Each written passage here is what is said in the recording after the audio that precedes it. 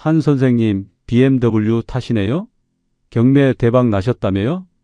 파크골프장 주차장에서 누군가 제게 말을 걸었습니다.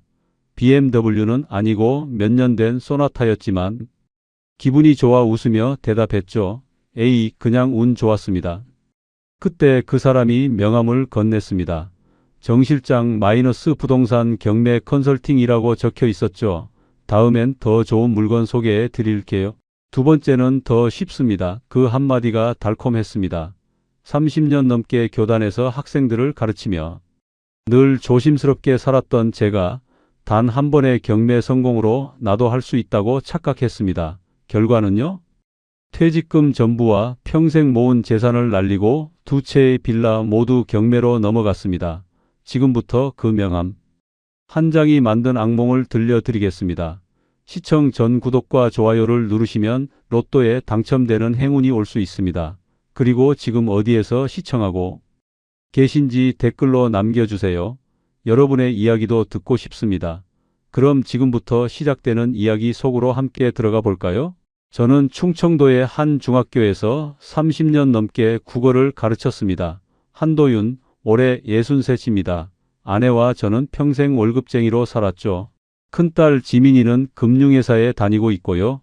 제가 가장 자랑스러워했던 건 단 한 번도 빚을 진 적이 없다는 거였습니다. 퇴직하던 날 교장 선생님이 제 어깨를 두드리며 말했죠. 도윤 선생, 참 모범적으로 사셨어요. 그 말이 참 좋았습니다. 퇴직금은 1억 2천만 원 정도 나왔습니다. 적지 않은 돈이었죠. 아내와 상의했어요. 여보, 이 돈으로 뭐 할까? 아내가 웃으며 대답했습니다. 당신 하고 싶은 거 해. 평생 고생했잖아. 저는 파크골프를 배우기 시작했습니다. 매일 아침 일찍 일어나서 골프장에 갔죠. 그곳에서 박 선생, 황 선생 같은 친구들을 만났습니다. 어느 날 박 선생이 말했어요. 도윤이 요즘 경매가 대세래. 집값의 절반에도 살 수 있대. 황 선생도 거들었죠. 맞아. 우리 조카가 경매로 아파트 샀는데. 대박 났어. 처음엔 관심 없었습니다. 경매라는 게 복잡하고 위험해 보였거든요. 하지만 매일 듣다 보니 호기심이 생기더군요. 집에 와서 인터넷을 뒤졌습니다. 경매 관련 유튜브 영상을 밤새 봤죠. 초보자도 쉽게 배우는 경매로 내 집 마련하기 그런 영상들이었습니다. 아내가 옆에서 물었어요. 당신 요즘 뭐 그리 열심히 봐? 아, 그냥 공부 좀 하는 거야. 대수롭지 않게 답했습니다. 한 달쯤 공부하고 나니 자신감이 붙었습니다. 법원 경매 사이트에 들어가서 물건들을 살펴봤죠.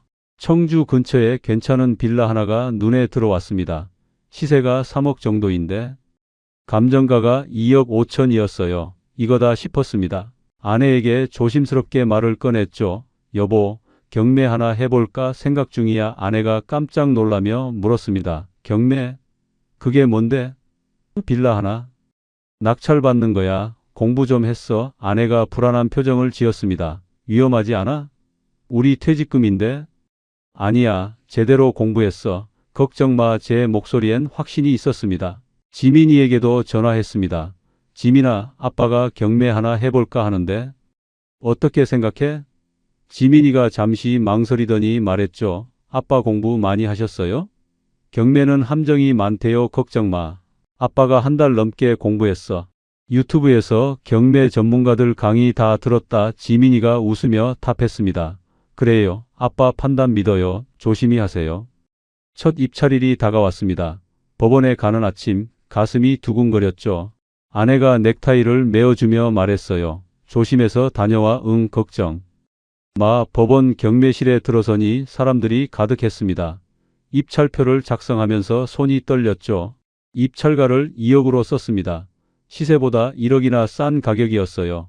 봉투에 넣고 제출했습니다. 1시간쯤 기다렸을까요? 법원 직원이 낙찰자를 호명했습니다. 한도윤. 제 이름이었습니다. 가슴이 터질 것 같았죠. 밖으로 나와 아내에게 전화했습니다. 여보, 됐어. 2억에 낙찰받았어.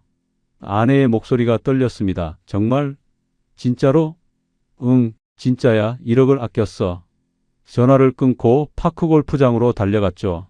박 선생과 황 선생이 기다리고 있었습니다. 도윤아, 어떻게 됐어? 됐어요. 2억의 낙찰. 박 선생이 제 어깨를 쳤습니다. 야, 대박이네. 축하해. 황 선생도 엄지를 치켜 세웠죠. 역시 똑똑하더니 한 방에 성공했구만. 그날 저녁 집에서 작은 파티를 했습니다. 지민이도 왔죠. 아빠 대단하세요. 정말 성공하실 줄 몰랐어요. 아내가 음식을 차려내며 웃었습니다. 당신이 해냈네. 1억을 아꼈다니. 저는 가슴이 벅찼습니다. 30년 교사 생활 동안 느껴보지 못한 성취감이었죠. 다음 날부터 파크 골프장에서 유명 인사가 됐습니다. 한 선생님 경매로 대박 났대요. 사람들이 저를 보며 수군거렸죠. 기분이 좋았습니다. 박 선생이 물었어요. 도윤아, 비결이 뭐야? 유튜브 보고 공부 많이 했어요. 법도 알아야 하고 황 선생이 감탄했습니다. 역시 선생님이라 다르네. 낙찰받은 빌라를 보러 갔습니다. 깨끗한 3층짜리 건물이었어요. 1층에 편의점을 하는 김 사장이 살고 있었고 2층엔 미술학원을 운영하는 최 원장이 있었죠. 세입자들이 반겼습니다. 새 건물주님이세요? 잘 부탁드립니다. 제가 웃으며 답했죠.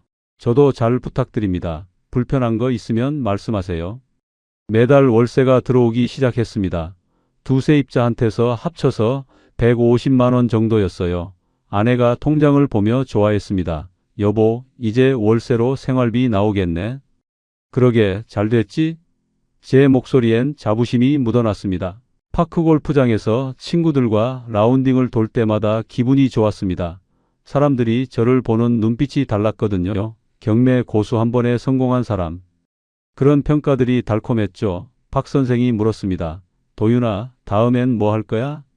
글쎄요. 일단은 이거 관리나 잘해야죠. 겸손하게 답했지만 속으로는 다른 생각을 하고 있었습니다. 사실 저는 이미 다음 물건을 찾아보고 있었어요. 밤마다 경매 사이트를 뒤지며 좋은 물건이 없나? 살폈죠. 아내가 옆에서 말했습니다. 당신 요즘 또 뭐 공부해? 밤늦게까지 아니야. 그냥 뉴스 좀 보는 거야. 얼버무렸습니다. 그렇게 석 달쯤 지났을까요? 어느 토요일 오후였습니다. 파크 골프장 주차장에서 차에 타려는데 누군가 제게 다가왔죠. 40대쯤 되어 보이는 정장 입은 남자였습니다. 한 선생님 맞으시죠? 네, 그런데요? 그가 환하게 웃으며 명함을 건넸습니다. 정 실장이라고 합니다. 부동산 경매 컨설팅 하고 있어요. 명함을 받아들고 살펴봤습니다. 정민철 마이너스 부동산 경매 컨설팅이라고 적혀 있었죠. 정 실장이 말을 이었습니다. 선생님 경매로 빌라 낙찰 받으셨다면서요? 소문 들었습니다. 아, 네, 운이 좋았죠. 겸손하게 답했지만 기분은 좋았습니다. 정 실장이 제 차를 힐끔 보더니 말했죠.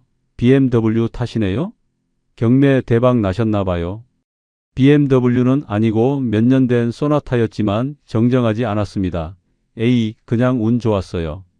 정 실장이 다가서며 낮은 목소리로 말했습니다. 선생님 같은 분은 더 큰 기회를 잡으셔야죠. 다음엔 더 좋은 물건 소개해 드릴게요. 두 번째는 더 쉽습니다. 그 한마디가 제 귀에 꽂혔습니다. 더 쉽다는 말이 달콤하게 들렸죠. 정말요? 제가 물었습니다. 정 실장이 고개를 끄덕였어요. 물론이죠. 제가 20년 넘게 이 일 했습니다. 좋은 물건 나오면 연락드릴게요. 명함을 주머니에 넣으며 생각했습니다. 한 번 더 해볼까? 그날 밤 집에 와서도 정 실장 명함을 꺼내봤습니다. 아내가 물었죠. 그게 뭐야? 아, 파크 골프장에서 만난 사람 명함이야. 무슨 일 하는 사람인데? 경매 컨설팅 한대 아내의 표정이 굳었습니다. 당신 또 경매하려고? 아니야. 그냥 명함 받은 거야. 얼버무렸지만 마음속으론 이미 결정하고 있었습니다. 30년 넘게 교단에서 학생들을 가르치며 늘 조심스럽게 살았던 제가 단 한 번의 경매 성공으로 나도 할 수 있다고 착각하기 시작했습니다. 그게 제 인생 최대의 실수였습니다. 하지만 그땐 몰랐죠. 그 명함 한 장이 제 인생을 송두리째 바꿔놓을 줄은 말이죠.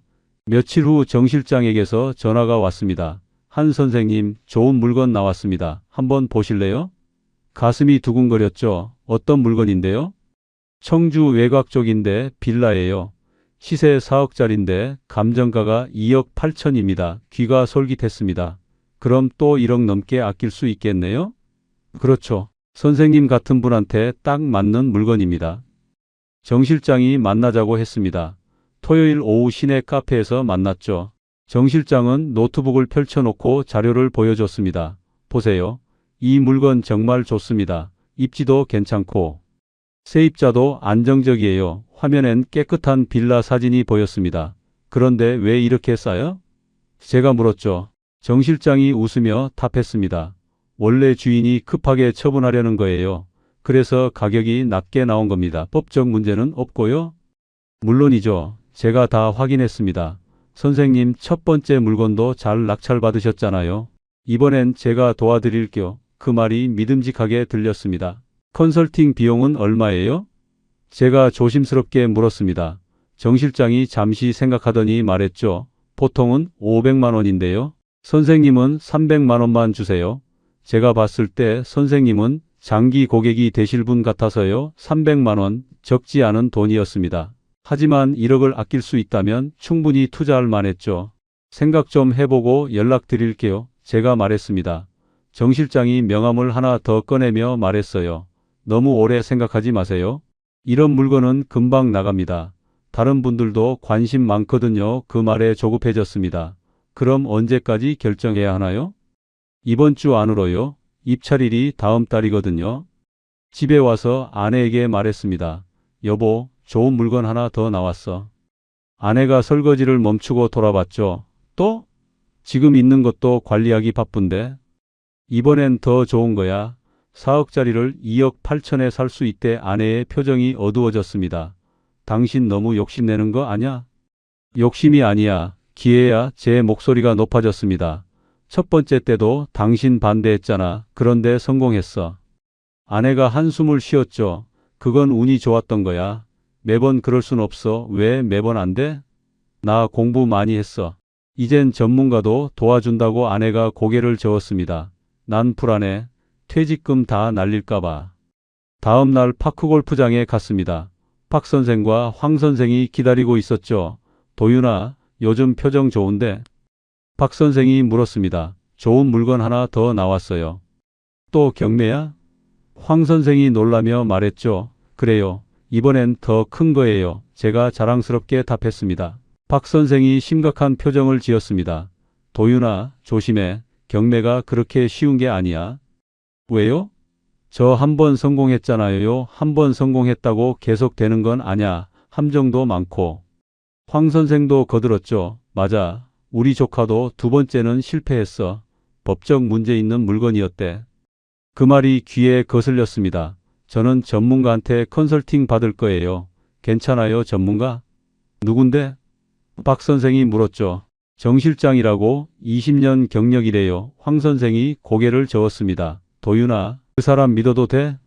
사기꾼들 많아. 에이, 괜찮아요. 제가 알아서 할게요. 친구들의 충고가 잔소리처럼 들렸습니다. 지민이한테 전화했습니다. 지민아, 아빠가 경매 하나 더 하려는데. 또요? 아빠 지금 있는 것도 괜찮잖아요. 이번 건 더 좋아. 1억 넘게 아낄 수 있어. 지민이가 잠시 침묵하더니 말했죠. 아빠 경험 있으시니까 괜찮을 것 같긴 한데요. 그래도 조심하세요. 걱정 마. 아빠가 잘 알아봤어. 사실 지민이 말에 힘을 얻었습니다. 큰딸도 괜찮다고 했으니 문제 없을 거라 생각했죠. 그날 저녁 정 실장에게 전화를 걸었습니다. 실장님, 하겠습니다. 잘 결정하셨어요. 후회 안 하실 겁니다. 정 실장의 목소리가 밝았습니다. 다음 날 정 실장 사무실로 갔습니다. 작은 오피스텔 건물 안에 있었죠. 들어서니 깔끔하게 꾸며진 사무실이 보였습니다. 벽에는 경매 낙찰 사례들이 액자로 걸려 있었어요. 앉으세요. 선생님. 정 실장이 반갑게 맞았습니다. 계약서를 꺼내 놓더군요. 여기 서명하시면 됩니다. 컨설팅 비용 300만 원은 계좌로 입금해 주시고요. 서류를 읽어봤지만 법률 용어가 많아 잘 이해가 안 됐습니다. 이거 다 뭐예요? 표준 계약서예요. 걱정 마세요. 제가 책임지고 도와드릴게요. 정 실장이 환하게 웃었죠. 펜을 들었습니다. 손이 잠깐 멈칫했어요. 박 선생 말이 떠올랐거든요. 조심해. 함정 많아. 하지만 곧 고개를 저었습니다. 괜찮아. 나는 다르니까. 서명을 했죠. 정 실장이 악수를 청했습니다. 축하합니다. 선생님, 또 대박 나실 겁니다. 집에 와서 아내한테 말했습니다. 계약했어? 아내가 놀라며 물었죠. 벌써? 나한테 제대로 상의도 안 하고. 상의했잖아. 당신이 반대만 했지 반대한 게 아니라 신중하자는 거였어. 아내의 목소리가 떨렸습니다. 당신 요즘 이상해. 예전 같지 않아. 무슨 소리야? 나 정상이야. 화가 났습니다. 기회를 잡으려는 게 뭐가 이상해? 기회가 아니라 욕심이야. 아내가 소리쳤죠. 우리 퇴직금 다 날릴 거야? 안 날려. 오히려 더 벌어. 서재로 들어가 문을 닫았습니다. 아내와 이렇게 다툰 건 결혼 이후 처음이었어요. 그날 밤 잠이 안 왔습니다. 천장을 보며 생각했죠. 내가 맞는 걸까?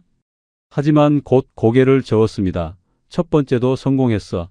이번에도 될 거야. 스스로를 다독였습니다. 정 실장 말이 계속 떠올랐어요. 두 번째는 더 쉽습니다. 그 말을 믿기로 했습니다. 며칠 후 정 실장에게서 연락이 왔습니다. 선생님, 서류 준비 다 됐어요. 이번 주 금요일에 법원 가시면 됩니다. 알겠습니다. 전화를 끊고 달력을 봤죠. 금요일까지 나흘 남았습니다. 가슴이 두근거렸어요. 설렘인지 불안인지 구분이 안 됐습니다. 파크 골프장에서 박 선생을 만났습니다. 도윤아, 생각 바꿔. 아직 늦지 않았어. 왜 자꾸 그러세요? 저 잘할 수 있어요. 내가 걱정돼서 그래. 너무 성급한 것 같아. 박 선생의 눈빛이 진지했습니다. 괜찮아요. 전문가도 있고. 제가 공부도 많이 했잖아요. 고개를 돌렸습니다. 황 선생도 다가왔어요. 도윤아, 우리말 좀 들어. 경매는 생각보다 복잡해. 형님들 걱정해 주셔서 고맙긴 한데요. 저 어른입니다. 제 판단 믿으세요. 라운딩을 마치고 혼자 돌아왔습니다. 친구들의 충고가 귀찮게 느껴졌죠. 금요일이 됐습니다. 법원에 가는 아침 아내가 말했어요. 당신 정말 괜찮겠어? 응, 걱정 마. 넥타이를 매며 거울을 봤습니다. 거울 속 제 얼굴이 낯설게 보였어요. 언제부터 이렇게 변했을까? 하지만 곧 고개를 저었죠. 난 안 변했어. 기회를 잡는 것뿐이야. 정 실장이 법원 앞에서 기다리고 있었습니다. 선생님, 준비 다 되셨죠? 네, 됐습니다. 오늘 꼭 성공하실 겁니다. 제가 장담해요. 정 실장이 제 어깨를 툭툭 쳤습니다. 그 손길이 왠지 무겁게 느껴졌어요. 경매실에 들어섰습니다. 사람들이 가득했죠. 입찰표를 작성했습니다. 정 실장이 옆에서 속삭였어요. 2억 9천으로 쓰세요. 딱 그 금액이면 됩니다. 왜 감정가보다 높게요? 경쟁자들 제치려면 조금 높여야 해요. 그래도 시세보단 훨씬 싸잖아요. 고개를 끄덕이며 2억 9천이라고 썼습니다. 봉투에 넣고 제출했습니다. 기다리는 시간이 길게 느껴졌죠. 1시간쯤 지났을까요? 법원 직원이 낙찰자를 호명했습니다. 한도윤. 또 제 이름이었습니다. 정 실장이 환하게 웃으며 악수를 청했어요. 축하합니다. 선생님, 또 성공이세요. 밖으로 나와 숨을 깊이 들이마셨습니다. 해냈어. 또 해냈어. 스스로에게 말했죠. 정 실장이 말했습니다. 선생님, 이제 건물 2채 주인이세요. 대단하십니다. 가슴이 벅찼습니다. 하지만 왠지 모를 불안감도 함께 밀려왔어요. 아내에게 전화를 걸었습니다. 여보, 또 됐어. 그래. 아내의 목소리가 힘이 없었습니다. 기쁘지 않아? 솔직히 모르겠어. 당신 전화가 끊겼습니다. 가슴 한편이 무거웠지만 곧 털어냈죠. 괜찮아. 성공하면 아내도 좋아할 거야. 그날 저녁 혼자 술을 마셨습니다. 지민이한테 문자가 왔어요. 아빠 축하해요. 그런데 너무 무리하지 마세요. 답장을 쓰려다 멈췄습니다. 뭐라고 써야 할지 몰랐거든요. 술잔을 기울이며 생각했죠. 나 잘하고 있는 거겠지? 하지만 확신은 없었습니다. 낙찰 이후 일주일쯤 지났을까요? 정 실장에게서 연락이 왔습니다. 선생님, 잔금 납부일 다음 주에요. 준비되셨죠? 네, 준비했습니다. 사실 돈이 부족했습니다. 퇴직금 1억 2천에서 첫 빌라에 2억을 썼고 이번엔 2억 9천이 필요했죠. 부족한 돈은 대출받기로 했습니다. 은행에 갔습니다. 대출 상담 직원이 물었어요. 빌라를 담보로 하시는 거죠? 네, 첫 번째 빌라요. 감정가 확인해 보겠습니다. 직원이 컴퓨터를 두드렸죠. 잠시 후 말했습니다. 2억까지 가능하네요. 금리는 연 5% 정도입니다. 좋습니다. 그렇게 해주세요. 서류에 도장을 찍으며 손이 떨렸습니다. 평생 빚 한 번 안 지고 살았는데 처음으로 대출을 받는 거였죠. 하지만 곧 괜찮다고 생각했어요. 월세 들어오면 이자 낼 수 있어 스스로를 다독였습니다. 집에 와서 아내에게 말했습니다. 여보, 대출 좀 받았어. 아내가 깜짝 놀라며 물었죠. 대출? 얼마나? 2억. 아내의 얼굴이 하얗게 변했습니다. 미쳤어? 우리 나이에 무슨 2억 대출이야? 괜찮아. 월세로 이자 낼 수 있어. 이자만 낸다고 끝이야? 원금은? 말문이 막혔습니다. 사실 원금 상환 계획은 없었거든요. 나중에 빌라 팔면 되지. 나중이 언제야? 당신 지금 63인데? 아내가 소리쳤습니다. 여보, 진정해. 내가 다 계획 있어. 무슨 계획?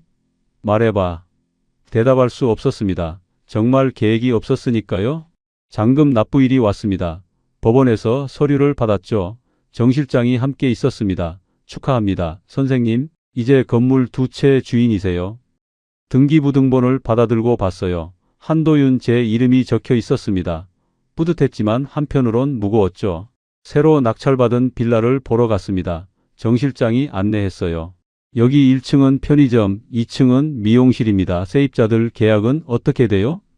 아, 그건 제가 확인 중입니다. 정 실장이 애매하게 답했죠. 확인 중이요? 낙찰 전에 확인했어야 하는 거 아닌가요?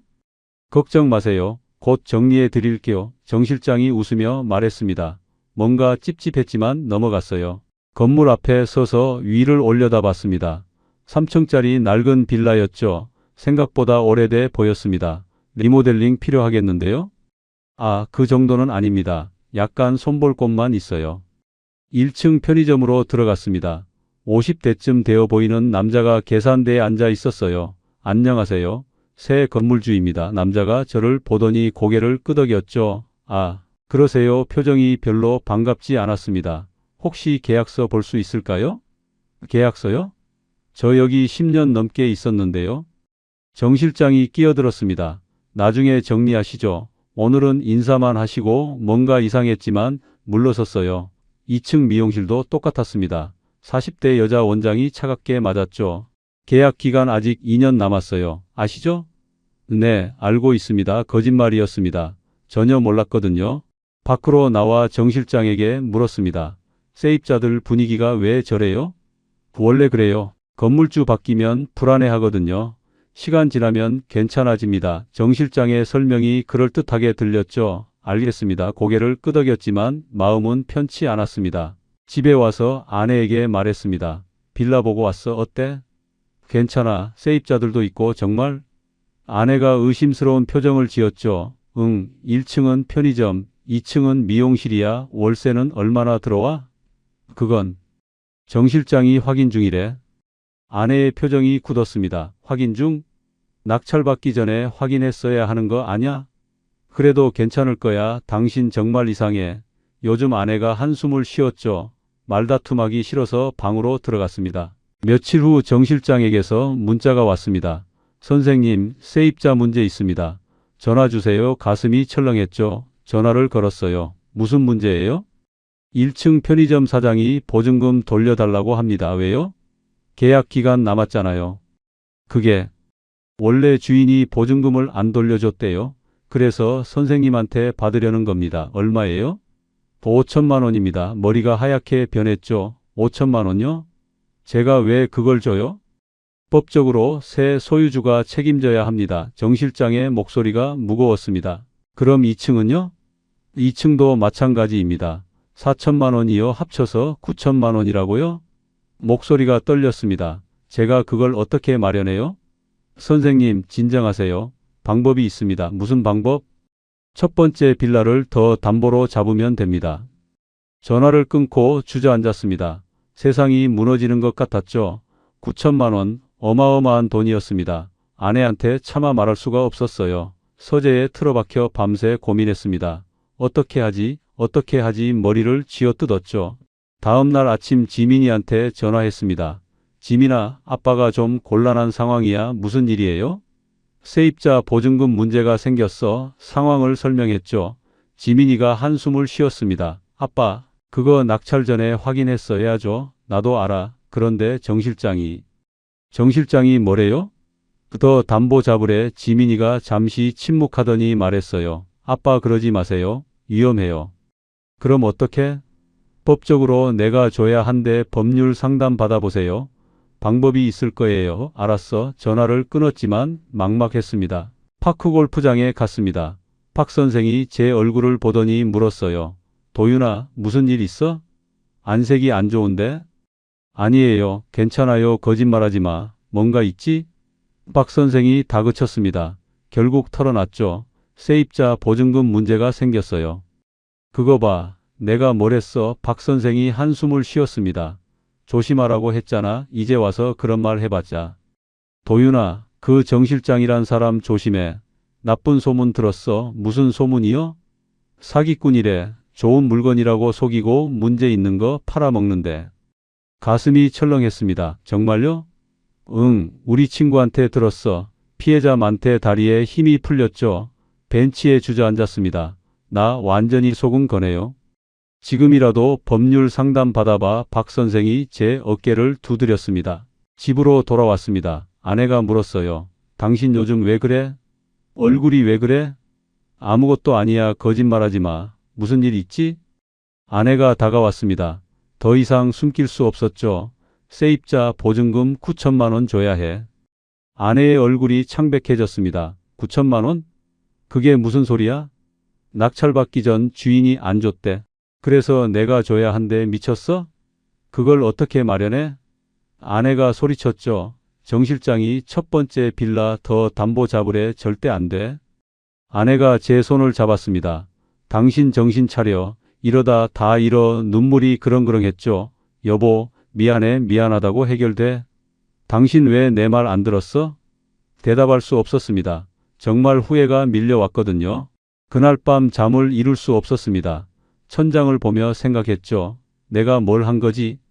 첫 번째 경매 성공이 저를 망쳤습니다. 한 번의 성공이 나도 할 수 있다는 착각을 만들었죠. 정 실장의 달콤한 말에 속았고 친구들의 충고를 무시했습니다. 새벽에 일어나 서재로 갔습니다. 경매 관련 서류들을 꺼내봤어요. 계약서를 다시 읽어봤죠. 그제야 보이는 게 있었습니다. 세입자 보증금 승계 의무 작은 글씨로 적혀 있었어요. 왜 이걸 못 봤을까? 너무 성급했습니다. 정 실장에게 전화를 걸었습니다. 실장님, 이거 사기 아닙니까? 무슨 말씀이세요? 보증금 문제 알고 있었죠? 저도 몰랐습니다. 거짓말 마세요. 전문가라며? 목소리가 높아졌죠. 선생님 진정하세요. 화낸다고 해결 안 됩니다. 그럼 어떡하라고요? 제가 말했잖아요. 담보 더 잡으시면 됩니다. 그러다 다 잃으면요? 안 잃습니다. 제가 책임지겠습니다. 정 실장의 목소리가 차가웠습니다. 전화를 끊고 핸드폰을 내던졌어요. 벽에 부딪혀 액정이 깨졌죠. 아내가 방문을 열고 들어왔습니다. 당신 괜찮아? 아니, 안 괜찮아. 내가 바보였어. 주저앉아 울었습니다. 63년 인생에서 이렇게 무너진 적이 없었죠. 아내가 제 옆에 앉았어요. 울지 마. 방법 찾자. 무슨 방법? 지민이 말대로 법률 상담부터 받아보자. 다음 날 법무사 사무실에 갔습니다. 상황을 설명했죠. 법무사가 서류를 보더니 고개를 저었습니다. 이거 문제 많네요. 세입자 보증금은 법적으로 선생님이 책임져야 합니다. 방법이 없나요? 보증금 주거나 아니면 빌라를 처분하거나 두 가지 다 지옥 같았습니다. 집으로 돌아오는 길 하늘이 무너지는 것 같았습니다. 한 번의 성공에 취해 모든 걸 잃어가고 있었죠. 정 실장의 달콤한 말, 두 번째는 더 쉽습니다. 그 말이 귀에 맴돌았습니다. 쉬운 건 없었어요. 모든 게 함정이었습니다. 일주일이 지났습니다. 1층 편의점 김 사장에게서 전화가 왔어요. 건물주님, 보증금 언제 주실 건가요? 조금만 기다려주세요. 준비 중입니다. 벌써 한 달 넘게 기다렸어요. 더 못 기다립니다. 목소리가 날카로웠죠. 알겠습니다. 빨리 준비하겠습니다. 2층 미용실 최 원장도 연락했습니다. 건물주님, 저도 보증금 필요합니다. 최 원장님도 조금만요. 안 됩니다. 다음 주까지 안 주시면 법적 조치 취하겠습니다. 전화가 끊겼죠. 머리가 지끈거렸습니다. 정 실장에게 또 전화했어요. 실장님, 세입자들이 법적 조치한대요. 그럼 어쩔 수 없죠. 담보 더 잡으세요. 그게 쉬운 일입니까? 쉽진 않죠. 하지만 다른 방법 없어요. 정 실장의 목소리가 귀찮다는 투였습니다. 실장님이 책임진다고 하지 않았습니까? 제가 언제 그랬어요? 증거 있어요? 정 실장이 웃으며 말했죠. 뭐라고요? 선생님, 계약서 다시 읽어보세요. 저는 컨설팅만 했습니다. 책임은 선생님 거예요. 전화가 끊겼습니다. 온몸에 소름이 돋았어요. 계약서를 다시 꺼내 읽어봤습니다. 작은 글씨들이 눈에 들어왔죠. 컨설팅 결과에 대한 법적 책임은 의뢰인에게 있음. 세입자 보증금 관련 분쟁 발생 시 컨설턴트는 책임지지 않음. 왜 이걸 못 봤을까? 너무 성급했습니다. 아내에게 보여줬어요. 여보, 이거 봐. 아내가 읽어보더니 한숨을 쉬었습니다. 당신 완전히 당한 거야. 나도 알아. 이제 어떡할 건데? 모르겠어. 정말 모르겠어. 주저앉았죠. 지민이가 집으로 왔습니다. 아빠, 제가 회사 법무팀한테 물어봤어요. 뭐래? 보증금은 선순위니까 무조건 줘야 한대요. 방법이 없어? 매매하거나 담보 잡거나 둘 중 하나래요. 지민이의 표정도 어두웠습니다. 매매하면 얼마나 손해야? 지금 시세로 팔면 1억 정도 손해 볼 것 같아요. 1억이나? 가슴이 무너졌죠. 담보 잡으면요? 그건 더 위험해요. 이자 감당 못하면 빌라 둘 다 날려요. 지민이가 제 손을 잡았습니다. 아빠 매매하세요. 박 선생한테도 전화했습니다. 형님, 어떡하죠? 도윤아, 빨리 정리해. 더 늦기 전에 1억 손해 보는데요. 그래도 전부 잃는 것보단 나아. 박 선생의 목소리가 무거웠죠. 형님 말이 맞는 것 같아요. 응, 빨리 결정해. 집으로 돌아와 아내와 상의했습니다. 여보, 두 번째 빌라 팔까 해? 얼마에? 1억 손해보고 아내가 눈물을 글썽이며 말했죠. 그래, 그게 나아. 더 잃기 전에 미안해. 정말 미안하다고 다야? 그 돈이 얼마인데? 부동산에 연락했습니다. 빌라 매매 좀 내놓으려고요. 급매세요? 네, 급합니다. 그럼 시세보다 싸게 나갈 텐데요. 얼마나? 한 5천 정도 깎아야 팔릴 것 같은데요. 5천만 원이요? 네, 급매니까요. 한숨이 나왔죠. 매물을 내놓고 기다렸습니다. 일주일이 지나도 연락이 없었어요. 부동산에 전화했죠. 왜 연락이 없어요? 요즘 경기가 안 좋아서요. 조금 더 기다려 보세요. 얼마나요? 한 달 정도요. 한 달. 너무 긴 시간이었습니다. 그 사이 김 사장이 내용 증명을 보냈습니다. 법무사 사무실에서 온 거였죠. 보증금 5천만 원. 2주 내 반환 요구. 손이 떨렸습니다. 최 원장도 똑같이 보냈어요. 보증금 4천만 원, 2주 내 반환 요구 9천만 원, 2주 안에 준비해야 했습니다. 은행에 갔습니다. 첫 번째 빌라 담보로 대출 좀 더 받을 수 있을까요? 직원이 확인하더니 말했죠. 이미 2억 대출 있으시잖아요. 더 받을 수 없나요? 감정가가 3억인데 이미 한도 넘었어요. 그럼 어떡합니까? 담보를 더 잡거나요. 두 번째 빌라도 담보 잡으면요? 가능은 한데요. 금리가 높아요. 얼마나요? 연 7% 정도요. 숨이 막혔습니다.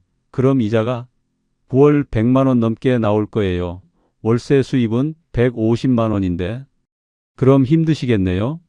집으로 돌아와 계산해 봤습니다. 월세 수입 150만 원, 이자 100만 원, 남는 건 50만 원뿐이었죠. 생활비로도 부족했습니다.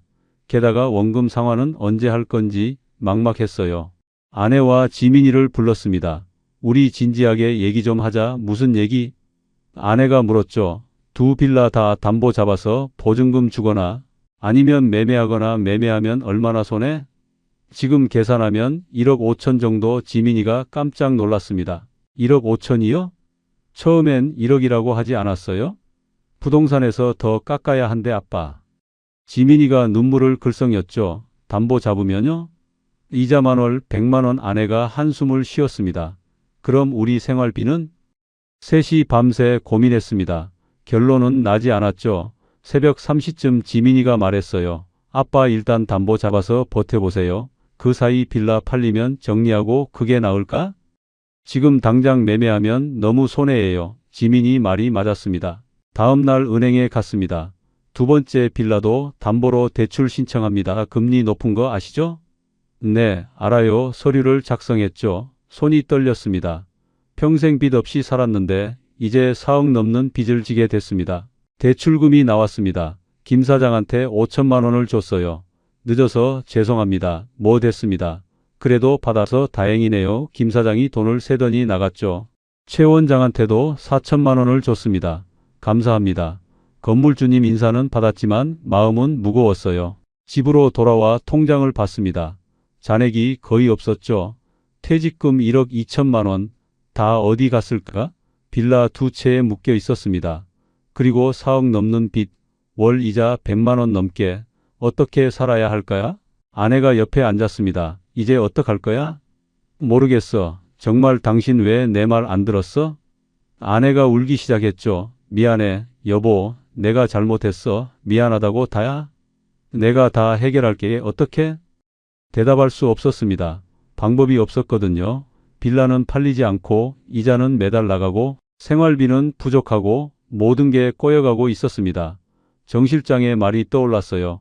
두 번째는 더 쉽습니다. 거짓말이었습니다. 지옥이었죠. 파크 골프장에도 못 갔습니다. 친구들 얼굴 볼 면목이 없었어요. 박 선생한테 문자가 왔죠. 도윤아, 괜찮아? 얼굴 보자. 죄송해요. 형님, 바빠서요. 거짓말이었습니다. 부끄러워서 못 간 거였죠. 방에 틀어박혀 있었습니다. 밥도 제대로 안 먹었어요. 아내가 걱정했죠. 당신 밥 먹어야지 입맛 없어. 그래도 먹어야 해. 억지로 한 숟가락 떴습니다. 목이 메었어요. 지민이가 전화했습니다. 아빠 괜찮으세요? 응, 괜찮아. 목소리가 왜 그래요? 감기 걸렸나 봐, 아빠. 지민이의 목소리가 떨렸죠. 지민아, 걱정 마. 아빠가 해결할게. 제가 도와드릴게요. 아니야. 너까지 힘들게 할 순 없어. 그날 밤 또 잠을 이룰 수 없었습니다. 천장을 보며 생각했죠. 이게 다 내 욕심 때문이야. 한 번의 성공에 취해 모든 걸 잃어가고 있었습니다. 친구들의 충고를 무시했고 아내 말을 안 들었고 정 실장에게 속았습니다. 정 실장 명함을 꺼내 봤습니다. 찢어버리고 싶었죠. 하지만 법적 문제가 남아 있었어요. 너무 성급했어. 왜 그랬을까 후회가 밀려왔습니다. 하지만 이미 늦었죠. 빌라 2채, 4억 빚, 월 이자 100만 원, 제 목을 조여오고 있었습니다. 한 달이 지났습니다. 빌라는 여전히 팔리지 않았어요. 부동산에 전화했죠. 왜 안 팔려요? 요즘 너무 경기가 안 좋아서요. 더 깎으면요? 얼마나 깎으실 건데요? 1억 더 깎을게요. 그럼 한번 해보죠. 매물을 2억으로 내렸습니다. 원래 2억 9천에 샀는데 2억에 파는 거였죠. 거의 1억 손해였어요. 아내가 한숨을 쉬었습니다. 우리 퇴직금이. 미안해, 여보. 미안하다고 돼? 아내가 울었죠. 그 사이 은행에서 독촉 전화가 오기 시작했습니다. 고객님, 이번 달 이자 아직 안 들어왔는데요. 아, 죄송합니다. 바로 넣을게요. 통장 잔액을 확인했죠. 100만 원이 없었습니다. 첫 빌라 월세 150만 원 중 생활비로 쓰고 나니 부족했거든요. 지민이한테 전화했습니다. 지민아, 미안한데. 돈 필요하세요? 응, 이번 달만. 얼마나요? 100만 원만. 지민이가 한숨을 쉬었죠. 보내드릴게요. 고마워. 곧 갚을게, 아빠. 지민이 목소리가 떨렸습니다. 이자를 겨우 넣었습니다. 하지만 다음 달은 어떡하죠? 빌라가 팔려야 하는데. 소식이 없었어요. 매일 부동산에 전화했습니다. 오늘 문의 없어요? 아직이요. 내일은요? 모르겠습니다. 손님. 부동산 직원 목소리가 귀찮다는 투였죠.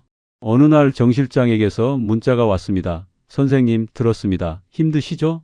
무시했어요. 다시 문자가 왔죠. 제가 도와드릴 수 있습니다. 연락 주세요. 전화를 걸었습니다. 도와준다고요? 어떻게? 제 아는 투자자 소개해 드릴게요. 빌라 금매로 사줄 수도 있어요. 정말요? 네, 대신 조건이 있습니다. 뭔데요? 중개 수수료 5% 주셔야 해요. 5%요? 그럼 1,000만 원인데 급하시잖아요. 정 실장 목소리가 차가웠습니다. 전화를 끊어버렸습니다. 또 속을 뻔했죠. 하지만 며칠 후 다시 전화했어요. 너무 급했거든요. 실장님, 그 투자자 연락처 주세요. 생각 바뀌셨네요? 빨리 팔아야 해서요. 알겠습니다. 보내드릴게요. 투자자를 만났습니다. 50대 남자였어요. 빌라를 보더니 말했죠. 1억 8천 내. 1억 8천에 살게요. 너무 싸잖아요. 싫으면 말고요. 돌아서려는 걸 붙잡았습니다. 알겠습니다. 1억 8천, 거의 1억 1천 손해였습니다. 게다가 정 실장 수수료 1,000만 원, 실제로 받는 건 1억 7천 뿐이었죠. 2억 9천에 샀으니 1억 2천 손해, 퇴직금이 날아갔습니다. 계약서를 쓰면서 눈물이 났어요. 평생 모은 돈이 종이 위에서 사라지고 있었습니다. 투자자가 웃으며 말했죠. 좋은 결정하셨어요. 좋은 결정이라니 지옥 같았습니다. 집으로 돌아와 아내에게 말했습니다. 두 번째 빌라 팔았어. 얼마에? 1억 8천, 1억 1천 손해네. 응. 아내가 주저앉았죠. 우리 퇴직금이 다. 울음이 터졌습니다. 잔금을 받았습니다. 1억 7천만 원. 여기서 두 번째 빌라 대출 1억 5천을 갚았어요. 남는 건 2천만 원뿐이었죠. 정 실장한테 수수료 1천만 원 줬습니다. 감사합니다. 선생님 감사하긴 뭘 사기꾼 같으니. 남은 돈 1천만 원으로 뭘 할까? 첫 빌라 대출 이자가 월 100만 원인데 10개월치밖에 안 됐습니다. 그 후엔 어떡하죠? 막막했어요. 은행에 또 갔습니다. 대출 좀 정리하고 싶은데요. 상환하시려고요? 내 전액이요? 아니요. 일부만 얼마나요? 1천만 원. 직원이 웃으며 말했죠. 그럼 원금이 1억 9천 남는데요. 이자는 그대로예요. 이자를 줄일 순 없나요? 원금을 더 갚으셔야죠. 그럴 여력이 없어서요. 그럼 어쩔 수 없습니다. 은행 문을 나서며 한숨이 나왔습니다. 빚은 여전히 2억, 이자는 여전히 월 100만 원, 달라진 건 없었어요. 집으로 돌아오는 길, 파크골프장 앞을 지나쳤습니다. 박 선생과 황 선생이 보였어요. 차를 세우고 싶었지만 그냥 지나갔죠. 얼굴 볼 면목이 없었습니다. 집에 도착했습니다. 아내가 물었어요. 어떻게 됐어? 1천만 원 갚았어. 그럼 빚은? 2억 남았어. 이자는? 그대로야. 아내가 또 울기 시작했죠. 우리 어떻게 살아? 지민이가 왔습니다. 아빠, 제가 매달 도와드릴게요. 안 돼. 너까지 힘들게 할 순 없어. 아빠, 이러다 두 분 다 쓰러지겠어요. 지민아. 매달 50만 원씩 드릴게요. 미안하다. 정말. 그날 밤 정 실장에게 문자를 보냈습니다. 당신 사기꾼이에요. 답장이 왔죠. 증거 있어요? 법적 조치 취하실래요? 또 문자를 보냈습니다. 당신 나쁜 사람이에요. 키읔키읔 좋은 하루 보내세요. 핸드폰을 집어던졌습니다. 벽에 부딪혀 또 깨졌죠. 두 번째였어요. 아내가 달려왔습니다. 당신 왜 그래? 미안해, 미안해. 바닥에 주저앉아 울었습니다. 63년 인생에서 이렇게 무너진 적이 없었어요. 박 선생한테 전화가 왔습니다. 도윤아, 괜찮아? 아니요, 안 괜찮아요. 만나자. 골프장에서 형님 얼굴 볼 면목이 없어요. 무슨 소리야? 친구 아냐? 형님 말 안 들은 제가 잘못이에요. 그만하고 나와. 기다리. 파크골프장에 갔습니다. 박 선생과 황 선생이 기다리고 있었죠. 도윤아, 박 선생이 제 어깨를 안았습니다. 눈물이 터졌어요. 형님, 제가 바보였어요. 울지 마. 다 지나갈 거야. 어떻게 지나가요? 퇴직금 다 날렸는데. 황 선생이 물었습니다. 지금 상황이 어때? 첫 빌라만 남았어요. 빚은 2억, 월세 수입은 150만 원인데 이자가 100만 원이에요. 박 선생이 한숨을 쉬었죠. 50만 원으로 어떻게 살아? 지민이가 50만 원씩 준대요. 도윤아, 자식한테 손 벌리면 안 돼. 저도 알아요. 근데 방법이 없어요. 셋이 한참 말없이 앉아 있었습니다. 골프장 잔디가 유난히 푸르게 보였죠. 이젠 골프도 못 칠 것 같았습니다. 박 선생이 말했어요. 도윤아, 일자리 알아봐. 일자리요? 응, 나이 들어도 할 수 있는 거 뭐가 있을까요? 경비, 청소, 배달. 말아 가슴이 무너졌습니다. 30년 교사가 경비나 청소를 하다니. 하지만 달리 방법이 없었습니다. 집으로 돌아와 아내에게 말했죠. 여보, 내가 일 좀 해야 할 것 같아. 무슨 일? 배달이나 경비. 아내가 울었습니다. 당신이 왜? 살아야지. 어떻게? 다음 날부터 일자리를 알아봤습니다. 배달 앱에 등록했어요. 오토바이 면허는 있었죠. 63세도 가능한가요? 네, 가능합니다. 시작할게요. 인생에서 가장 부끄러운 순간이었습니다. 첫 배달을 나갔습니다. 새벽 5시였어요. 손이 떨렸죠. 오토바이를 타고 편의점으로 갔습니다. 짐을 싣고 배달지로 향했어요. 추운 새벽 공기가 뺨을 때렸습니다. 배달을 마치고 돌아오는 길 눈물이 났습니다. 30년 교단에서 학생들을 가르쳤는데 이제 새벽 배달을 하고 있었죠. 정 실장의 얼굴이 떠올랐어요. 두 번째는 더 쉽습니다. 저주 같은 말이었습니다. 석 달이 지났습니다. 매일 새벽 배달을 했어요. 한 달에 100만 원 정도 벌었죠. 지민이가 주는 50만 원과 합쳐 150만 원, 첫 빌라 월세 150만 원, 겨우 이자를 내고 있었습니다. 하지만 생활비가 없었어요. 아내도 일을 시작했습니다. 식당에서 설거지를 했죠. 여보, 내가 할게. 당신 혼자 어떻게 해? 나도 해야지. 아내의 손이 거칠어지고 있었어요. 어느 날 첫 빌라 1층 김 사장이 전화했습니다. 건물주님, 편의점 접으려고요. 왜요? 장사가 안 돼요. 요즘 경기가 너무 안 좋아서 조금만 더 버텨주세요. 죄송합니다. 다음 달 말로 나갈게요. 전화를 끊고 망연자실했습니다. 김 사장이 나가면 월세가 절반으로 줄어요. 75만 원으로 어떻게 이자를 내죠? 2층 최 원장한테 전화했습니다. 원장님, 혹시 월세 올려 받을 수 있을까요? 무슨 말씀이세요? 계약서에 있잖아요. 1층이 나가서요. 그건 제 문제 아닙니다. 제발 좀 도와주세요. 안 됩니다. 건물주님, 전화가 끊겼죠. 세상이 무너지는 것 같았습니다. 은행에 갔습니다. 월세 수입이 줄어서요. 이자 좀 깎아주실 수 없나요? 죄송합니다. 고객님, 그건 불가능합니다. 그럼 어떡해요?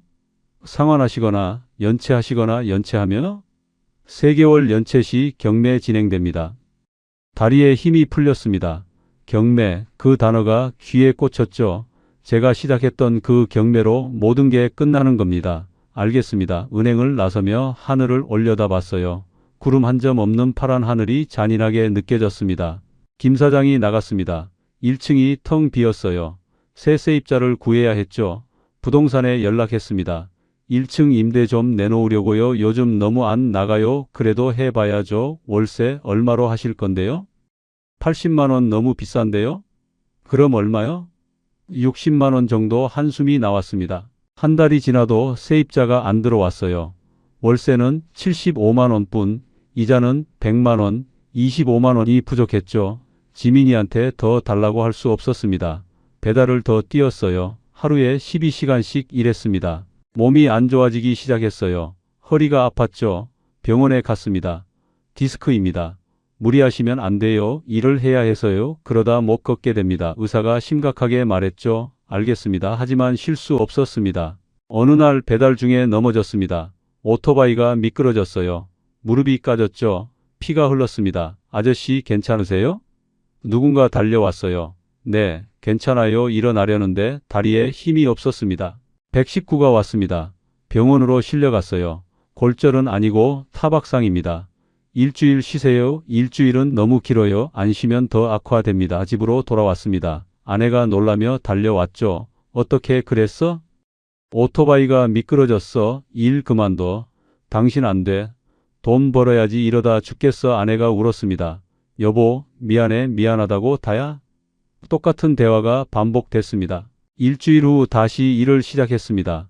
다리가 아팠지만 참았어요. 하지만 예전만큼 못 벌었죠. 한 달에 70만 원 정도, 월세 75만 원과 합쳐도 145만 원, 이자엔 여전히 부족했습니다. 연체가 시작됐습니다. 첫 달은 이자 일부만 냈어요. 은행에서 전화가 왔죠. 고객님, 전액 납부하셔야 합니다. 다음 달에 더 낼게요. 안 됩니다. 이번 달 안에 내세요. 알겠습니다. 하지만 방법이 없었습니다. 2달째 연체했습니다. 은행에서 독촉장이 왔어요. 3개월 연체 시 법적 조치. 손이 떨렸죠. 지민이한테 전화할 수밖에 없었습니다. 지민아, 미안한데 또 돈 필요하세요? 응. 얼마나요? 50만 원만 더. 아빠, 저도 힘들어요. 지민이 목소리가 울었습니다. 저도 대출 갚느라. 그래, 미안해 아빠. 괜찮아. 내가 알아서 할게. 전화를 끊고 주저앉았습니다. 딸까지 힘들게 했구나. 박 선생한테 전화했습니다. 형님, 돈 좀. 얼마나? 50만 원만. 도윤아, 나도 없어. 미안해. 괜찮아요. 형님 정말 미안하다. 친구한테까지 손 벌린 제가 한심했습니다. 3달째 연체했습니다. 은행에서 통지서가 왔어요. 담보물 경매 진행 통지. 가슴이 무너졌죠. 결국 왔습니다. 제가 시작했던 그 경매가 저를 집어삼키려 하고 있었어요. 아내에게 보여줬습니다. 여보, 경매 통지 왔어. 아내가 종이를 보더니 주저앉았죠. 우리 집이 경매로. 미안해, 내가 다. 이제 어디 가서 살아? 대답할 수 없었습니다. 지민이한테도 연락했습니다. 지민아, 집이 경매로 넘어갈 것 같아 아빠. 미안하다. 정말 아빠 어떡해요? 모르겠어. 정말 모르겠어. 통화 내내 둘 다 울었습니다. 파크 골프장에 갔습니다. 박 선생과 황 선생에게 말했죠. 형님들, 집 경매 넘어가요, 도윤아. 박 선생이 제 손을 잡았습니다. 그래서 내가 뭘 했어? 조심하라고 황 선생이 한숨을 쉬었어요. 제가 형님 말 들었어야 했어요. 이제 와서 그런 말 해봤자. 정말 죄송해요. 미안해할 거 없어. 내 인생이잖아. 박 선생이 제 어깨를 두드렸습니다. 그래도 형님들이 경고했는데 다 지나간 일이야. 경매 공고가 났습니다. 인터넷에서 봤어요. 청주시 559 5호동 빌라 경매 제 집이었습니다. 감정가 2억 5천만 원, 입찰 시작가 2억, 제가 처음 샀던 가격이었죠. 모든 게 원점으로 돌아가는 것 같았습니다. 입찰일이 다가왔습니다. 법원에 갈까 말까 고민했어요. 결국 갔습니다. 제 집이 팔리는 걸 봐야 할 것 같았죠. 경매실 밖에 서서 기다렸습니다. 사람들이 드나들었어요. 1시간쯤 지났을까요? 법원 직원이 나왔습니다. 낙찰됐습니다. 얼마예요? 2억이에요. 정확히 제가 샀던 가격. 모든 게 허무했습니다. 2년 동안의 고생이 수포로 돌아갔죠. 집으로 돌아왔습니다. 아내에게 말했어요. 2억에 낙찰됐어. 빚은? 2억인데 경매 비용 빼면 모자라 얼마나? 한 3천 정도. 아내가 또 울기 시작했죠. 3천만 원 빚이 남았어? 응. 우리 어디 가서 살아? 월세방 알아봐야지. 월세방. 아내의 목소리가 떨렸습니다. 건물주에서 월세방으로 추락이었습니다. 이사 날이 왔습니다. 짐을 쌌어요. 30년 넘게 모은 가구들, 아내가 아끼던 식기들 모두 좁은 월세방으로 옮겨졌습니다. 최 원장이 나왔어요. 건물주님 수고하세요. 네. 인사하기도 부끄러웠습니다. 트럭에 짐을 실었습니다. 마지막으로 빌라를 돌아봤어요. 1층, 2층, 3층, 제가 꿈꿨던 건물주의 삶이 여기 있었죠. 이제 모두 사라졌습니다. 출발합니다. 기사가 소리쳤어요. 고개를 돌렸습니다. 월세방에 도착했습니다. 좁은 골목 안쪽 낡은 다세대 주택 2층이었어요. 방 하나, 부엌 하나, 화장실 하나 전부였죠. 월세는 50만 원, 보증금 500만 원, 지민이가 빌려줬습니다. 짐을 풀었습니다. 가구가 다 들어가지 않았어요. 이건 버려야겠어. 아내가 한숨을 쉬었죠. 아끼던 식탁을 내다 버렸습니다. 소파도 책장도 모두 버렸어요. 남은 건 침대 하나, 옷장 하나, 작은 식탁 하나뿐이었습니다. 첫날 밤 잠을 이룰 수 없었습니다. 옆집 소음이 시끄러웠어요. 아이 우는 소리, 부부 싸우는 소리 모두 들렸죠. 벽이 너무 얇았습니다. 아내가 옆에서 울고 있었어요. 손을 잡아줬습니다. 미안해, 이제 그만해. 미안하다는 말. 다음 날부터 다시 배달을 시작했습니다. 새벽 5시에 일어나 오토바이를 탔어요. 여전히 다리가 아팠지만 참았습니다. 한 달에 70만 원, 아내 식당 일 40만 원, 합쳐서 110만 원이었죠. 월세 50만 원, 생활비 50만 원, 남는 건 10만 원뿐이었습니다. 빚 3천만 원은 언제 갚죠? 계산해보니 25년 걸렸어요. 88세, 그때까지 살 수 있을까? 파크골프는 완전히 그만뒀습니다. 여유가 없었어요. 박 선생한테 문자가 왔죠. 도윤아, 요즘 왜 안 나와? 바빠서요. 형님 보고 싶다. 저도요. 하지만 갈 수 없었습니다. 부끄러워서. 어느 날 배달 중에 제자를 만났습니다. 15년 전 제가 담임을 맡았던 민수였어요. 선생님, 여기서 뭐 하세요? 또 온몸이 얼어붙었죠. 아, 그냥 운동 삼아. 배달 가방 들고요? 민수가 의아해했습니다. 요즘 배달 운동으로 많이 한다더라. 얼버무렸지만 민수는 알았을 겁니다. 선생님. 민수야, 바빠서 먼저 갈게. 오토바이를 타고 달아났어요.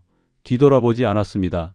30년 교직 생활, 그 자존심이 무너지는 소리가 들렸습니다. 집으로 돌아와 아내에게 말했습니다. 제자를 만났어. 누구? 민수, 내가 담임했던. 어쩌다가 배달하다 마주쳤어. 아내가 한숨을 쉬었죠. 당신 힘들겠다. 괜찮아. 하지만 괜찮지 않았습니다. 그날 밤 또 잠을 이룰 수 없었습니다. 천장을 보며 생각했어요. 어디서부터 잘못됐을까? 정 실장 명함을 받았을 때, 아니 그 전, 첫 경매에 성공했을 때, 아니 더 전, 경매에 관심을 가졌을 때부터 모든 게 잘못됐습니다. 한 번의 성공이 저를 망쳤어요. 나도 할 수 있다는 착각, 친구들의 충고 무시, 아내 말 안 듣기, 정 실장에게 속기, 모두 제 잘못이었습니다. 지민이가 찾아왔습니다. 아빠, 괜찮으세요? 응, 괜찮아. 거짓말하지 마세요. 정말 괜찮아. 지민이가 봉투를 꺼냈어요. 이거 쓰세요. 뭔데? 100만 원이에요. 안 돼. 너도 힘든데. 아빠, 받으세요. 지민아. 제발요. 봉투를 받았습니다. 손이 떨렸죠. 딸한테 용돈 받는 아버지 한심했습니다. 고마워. 꼭 갚을게 아빠. 지민이가 울기 시작했어요. 울지 마. 아빠가 잘못했어. 아빠 잘못 아니에요. 내 잘못이야. 욕심 부린 거 아빠. 둘이 한참 울었습니다. 아내도 나와서 함께 울었죠. 좁은 월세방에서 세 식구가 울고 있었습니다. 지민이가 돌아간 후 봉투를 열어봤습니다. 100만 원권 수표가 들어 있었어요. 이걸로 빚 좀 갚아야겠어. 아내가 말했죠. 그래, 그게 낫겠어. 은행에 가서 300만 원을 갚았습니다. 남은 빚 2,700만 원. 여전히 멀었습니다. 하지만 포기할 수 없었어요. 배달을 더 뛰었습니다. 하루에 14시간씩 일했죠. 몸이 더 안 좋아졌습니다. 허리도 아프고 무릎도 아팠어요. 병원에 갈 돈도 없었습니다. 파스를 붙이고 참았어요. 아내가 걱정했죠. 당신 병원 가야 해. 돈 아까워. 이러다 큰일 나. 괜찮아. 하지만 괜찮지 않았습니다. 어느 날 배달 중에 쓰러질 뻔했습니다. 어지러웠어요. 오토바이를 세우고 길가에 앉았죠. 한참 앉아 있었습니다. 지나가는 사람들이 쳐다봤어요. 부끄러웠지만 일어날 수 없었습니다. 119를 부를까 생각했습니다. 하지만 구급차 비용이 아까웠어요. 30분쯤 앉아 있다가 겨우 일어났습니다. 배달을 마저 했죠. 몸이 말을 안 들었지만 참았습니다. 집으로 돌아왔습니다. 아내가 깜짝 놀라며 달려왔어요. 당신 얼굴이 왜 그래? 괜찮아. 거짓말하지 마. 거울을 봤습니다. 얼굴이 창백했어요. 좀 피곤해서 그래. 배달 그만둬. 안 돼. 이러다 죽어. 안 죽어 당신. 아내가 소리쳤습니다. 처음이었어요. 아내가 저한테 소리 지른 건 여보. 당신 지금 제정신이야? 미안해. 미안하다고 다야? 또 같은 말. 그럼 뭐라고 해야 해? 모르겠어. 난 아내가 방으로 들어가 버렸습니다. 문이 닫히는 소리가 크게 울렸죠. 혼자 남았습니다. 좁은 부엌에 앉아서 생각했어요. 이게 내 인생이구나. 63년을 성실하게 살았는데 끝은 이렇습니다. 월세방, 배달 일, 빚더미, 무너진 자존심. 정 실장이 생각났습니다. 두 번째는 더 쉽습니다. 그 말이 저를 여기까지 끌고 왔어요. 쉬운 건 없었습니다. 모든 게 지옥이었죠. 핸드폰을 꺼내 정 실장 번호를 봤습니다. 전화하고 싶었어요. 욕이라도 하고 싶었습니다. 하지만 참았습니다. 소용없었거든요. 법적으로도 제가 책임이었어요. 정 실장은 웃고 있을 겁니다. 다음 사람 찾아서 또 속이고 있겠죠. 선생님, 두 번째는 더 쉽습니다. 똑같은 말로. 그날 밤 악몽을 꿨습니다. 경매실에 앉아 있었어요. 입찰표를 쓰고 있었죠. 하지만 숫자가 계속 바뀌었습니다. 2억이 3억이 되고 3억이 5억이 되고 끝없이 올라갔어요. 한도윤. 제 이름이 불렸습니다. 낙찰됐대요. 하지만 돈이 없었습니다. 잔금 못 내면 유찰입니다. 제발 기회를 한 번 더 주세요. 안 됩니다. 꿈에서 깼습니다. 식은땀이 흘렀어요. 아내가 옆에서 자고 있었죠. 조용히 부엌으로 나왔습니다. 창문을 열었습니다. 좁은 골목이 보였어요. 다른 집 벽만 보였죠. 하늘조차 제대로 안 보였습니다. 이게 내 인생이구나. 똑같은 생각, 눈물이 났습니다. 조용히 울었어요. 새벽이 밝아왔습니다. 다시 배달을 나가야 했어요. 오토바이를 탔습니다. 차가운 새벽 공기가 뺨을 때렸죠. 첫 배달지로 향했습니다. 편의점 앞에 섰어요. 짐을 내렸습니다. 문득 생각했습니다. 1년 전엔 나도 건물주였는데 허무했어요. 경매 한 번 성공으로 모든 게 시작됐고 경매로 모든 게 끝났습니다. 선생님, 배달 왔어요. 편의점 직원이 나왔어요. 네, 여기 있습니다. 배달을 끝내고 다음 장소로 향했습니다. 아직 14시간이 남았어요. 오늘도 견뎌야 합니다. 내일도 모레도 빚을 다 갚을 때까지 언제가 될지 모르지만 계속 견뎌야 했습니다. 6개월이 지났습니다. 여전히 배달을 하고 있어요. 몸은 더 안 좋아졌지만 버티고 있습니다. 빚은 2,500만 원까지 줄었죠. 지민이가 틈틈이 도와줬고 저와 아내가 악착같이 모았습니다. 어느 토요일 오후였습니다. 파크골프장 앞을 지나가게 됐어요. 잠시 차를 세웠습니다. 박 선생과 황 선생이 보였죠. 라운딩을 하고 있었어요. 창문을 내리고 바라봤습니다. 제가 얻은 교훈들. 첫째, 한 번의 성공에 취하면 안 된다. 경매든 투자든 한 번 잘 됐다고 전문가 된 건 아니에요. 둘째, 달콤한 말을 하는 사람을 조심해야 한다. 쉽습니다. 대박 납니다. 그런 말은 다 함정이었죠. 셋째, 주변 사람들의 충고를 들어야 한다. 박 선생, 황 선생이 말렸는데 안 들었어요. 아내도 반대했는데 무시했죠. 그게 제일 큰 실수였습니다. 넷째, 욕심을 버려야 한다. 첫 빌라 하나로 만족했어야 했어요. 두 번째를 탐내서 모든 걸 잃었습니다. 다섯째, 법적 지식이 필요하다. 세입자 보증금 승계 의무도 몰랐어요. 경매는 공부만으로는 안 됩니다. 실전 경험과 법률 지식이 필요하죠. 여섯째, 절대 빚내서 투자하지 마라. 담보대출이 저를 망쳤어요. 빚은 눈덩이처럼 불어납니다. 이 교훈들을 누군가에게 전하고 싶었습니다. 제 실수를 반복하지 말라고, 특히 제 나이 또래 은퇴자들한테 퇴직금 가지고 욕심내지 말라고, 한 번의 성공에 속지 말라고, 달콤한 말 하는 사람 조심하라고. 배달을 하면서 생각합니다. 내가 왜 그랬을까? 매일 같은 질문, 답은 간단해요.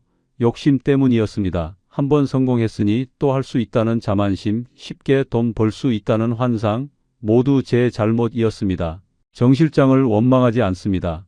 속은 건 제 잘못이니까요. 계약서를 제대로 안 읽은 것도, 법률 자문을 안 구한 것도 모두 제 책임입니다. 다만 후회는 돼요. 왜 그랬을까? 하지만 후회해도 소용없습니다. 시간은 안 돌아가니까요. 이제 할 수 있는 건 빚 갚고 다시 시작하는 것뿐이에요. 비록 월세방에서 살고 배달 일을 해도 포기하지 않고 버티는 겁니다. 아내에게 말했습니다. 여보, 미안해. 또 그 소리? 진심이야. 알아. 용서해 줄 수 있어? 나는 당신이 밉지 않아. 정말? 어리석었을 뿐이지. 나쁜 사람은 아니잖아. 고마워. 우리 천천히 다시 시작하자. 응. 아내 손을 잡았습니다. 거칠어진 손이었어요. 설거지 일을 하느라 손이 많이 거칠어졌네. 괜찮아. 미안해. 됐어. 이제. 그날 밤 창문을 열었습니다. 좁은 골목이 보였죠. 하지만 예전처럼 절망적이진 않았어요. 적응이 됐나 봅니다. 아니, 체념이 됐을까요? 어쨌든 이게 제 현실이고 받아들이고 살아가는 겁니다. 별을 봤습니다. 골목 사이로 작은 하늘이 보였어요. 별이 몇 개 보였죠. 저 별처럼 작지만 반짝이며 살자 생각했습니다. 비록 추락했지만 완전히 무너진 건 아니니까요. 아내도 있고 지민이도 있고 형님들도 있으니까. 새벽이 밝아왔습니다. 또 배달을 나가야 해요. 오토바이를 탔습니다. 차가운 바람이 불었죠. 하지만 예전처럼 슬프진 않았습니다. 오늘도 버티자 스스로에게 말했어요. 첫 배달지로 향했습니다. 여러분, 제 이야기를 들으셨습니다. 부끄럽고 창피한 이야기였죠. 하지만 진실입니다. 한 번의 경매 성공에 취해 모든 걸 잃은 63세 전직 교사의 이야기. 제발 제 실수를 반복하지 마세요. 경매든 투자든 한 번 성공했다고 전문가 된 게 아닙니다. 달콤한 말을 하는 사람을 조심하세요. 주변 사람들의 충고를 들으세요. 욕심을 버리세요. 절대 빚내서 투자하지 마세요. 무엇보다 중요한 건 가족입니다. 돈은 다시 벌 수 있어도 가족은 잃으면 끝이에요. 저는 다행히 아내와 딸이 저를 버리지 않았습니다. 하지만 많은 분들이 그렇지 못해요. 조심하세요. 지금도 저는 매일 새벽 배달을 합니다. 힘들지만 버티고 있어요. 언젠가는 빚을 다 갚고 조금 더 나은 곳으로 이사할 겁니다. 그때까지 포기하지 않겠습니다. 여러분도 포기하지 마세요. 우리의 이 사연이 마음에 남았다면 좋아요를 눌러주세요. 그리고 소중한 사람들과 함께 이 이야기를 나눠주시길 바랍니다. 여러분의 한마디가 누군가에겐 큰 위로가 될 수 있습니다. 영상이 마음에 드셨다면 구독과 좋아요, 응원 부탁드립니다. 감사합니다. 아빠, 저 그런 택배 안 보냈는데요? 큰아들 재민이의 그 한마디에 제 세상이 무너졌습니다. 평생 모은 돈이 모두 사라졌어요. 2억이 훨씬 넘는 금액이었습니다. 과묵한 아들이 은퇴. 1주년 기념으로 처음 보낸 선물이라고 믿었습니다. 그래서 확인도 안 하고 링크를 눌렀죠. 단 30분 만에 말입니다. 믿을 수 있나요? 저는 30년이 넘게 학생들에게 문자 조심해라 가르쳤던 국어교사였습니다. 선생님은 절대 안 속으시겠네요. 동료들이 그렇게 말했어요. 그런데 그 자신감이 독이 되었습니다. 도대체 저에게 무슨 일이 있었던 걸까요?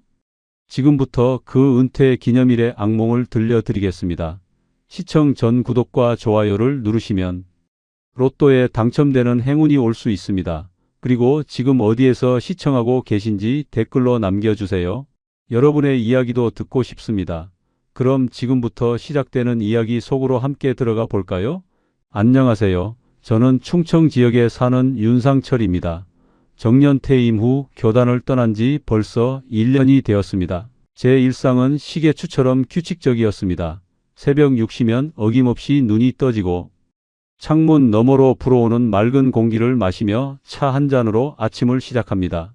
아파트 단지를 한 바퀴 산책하고 나면 늘 도서관으로 발걸음을 옮기곤 했습니다.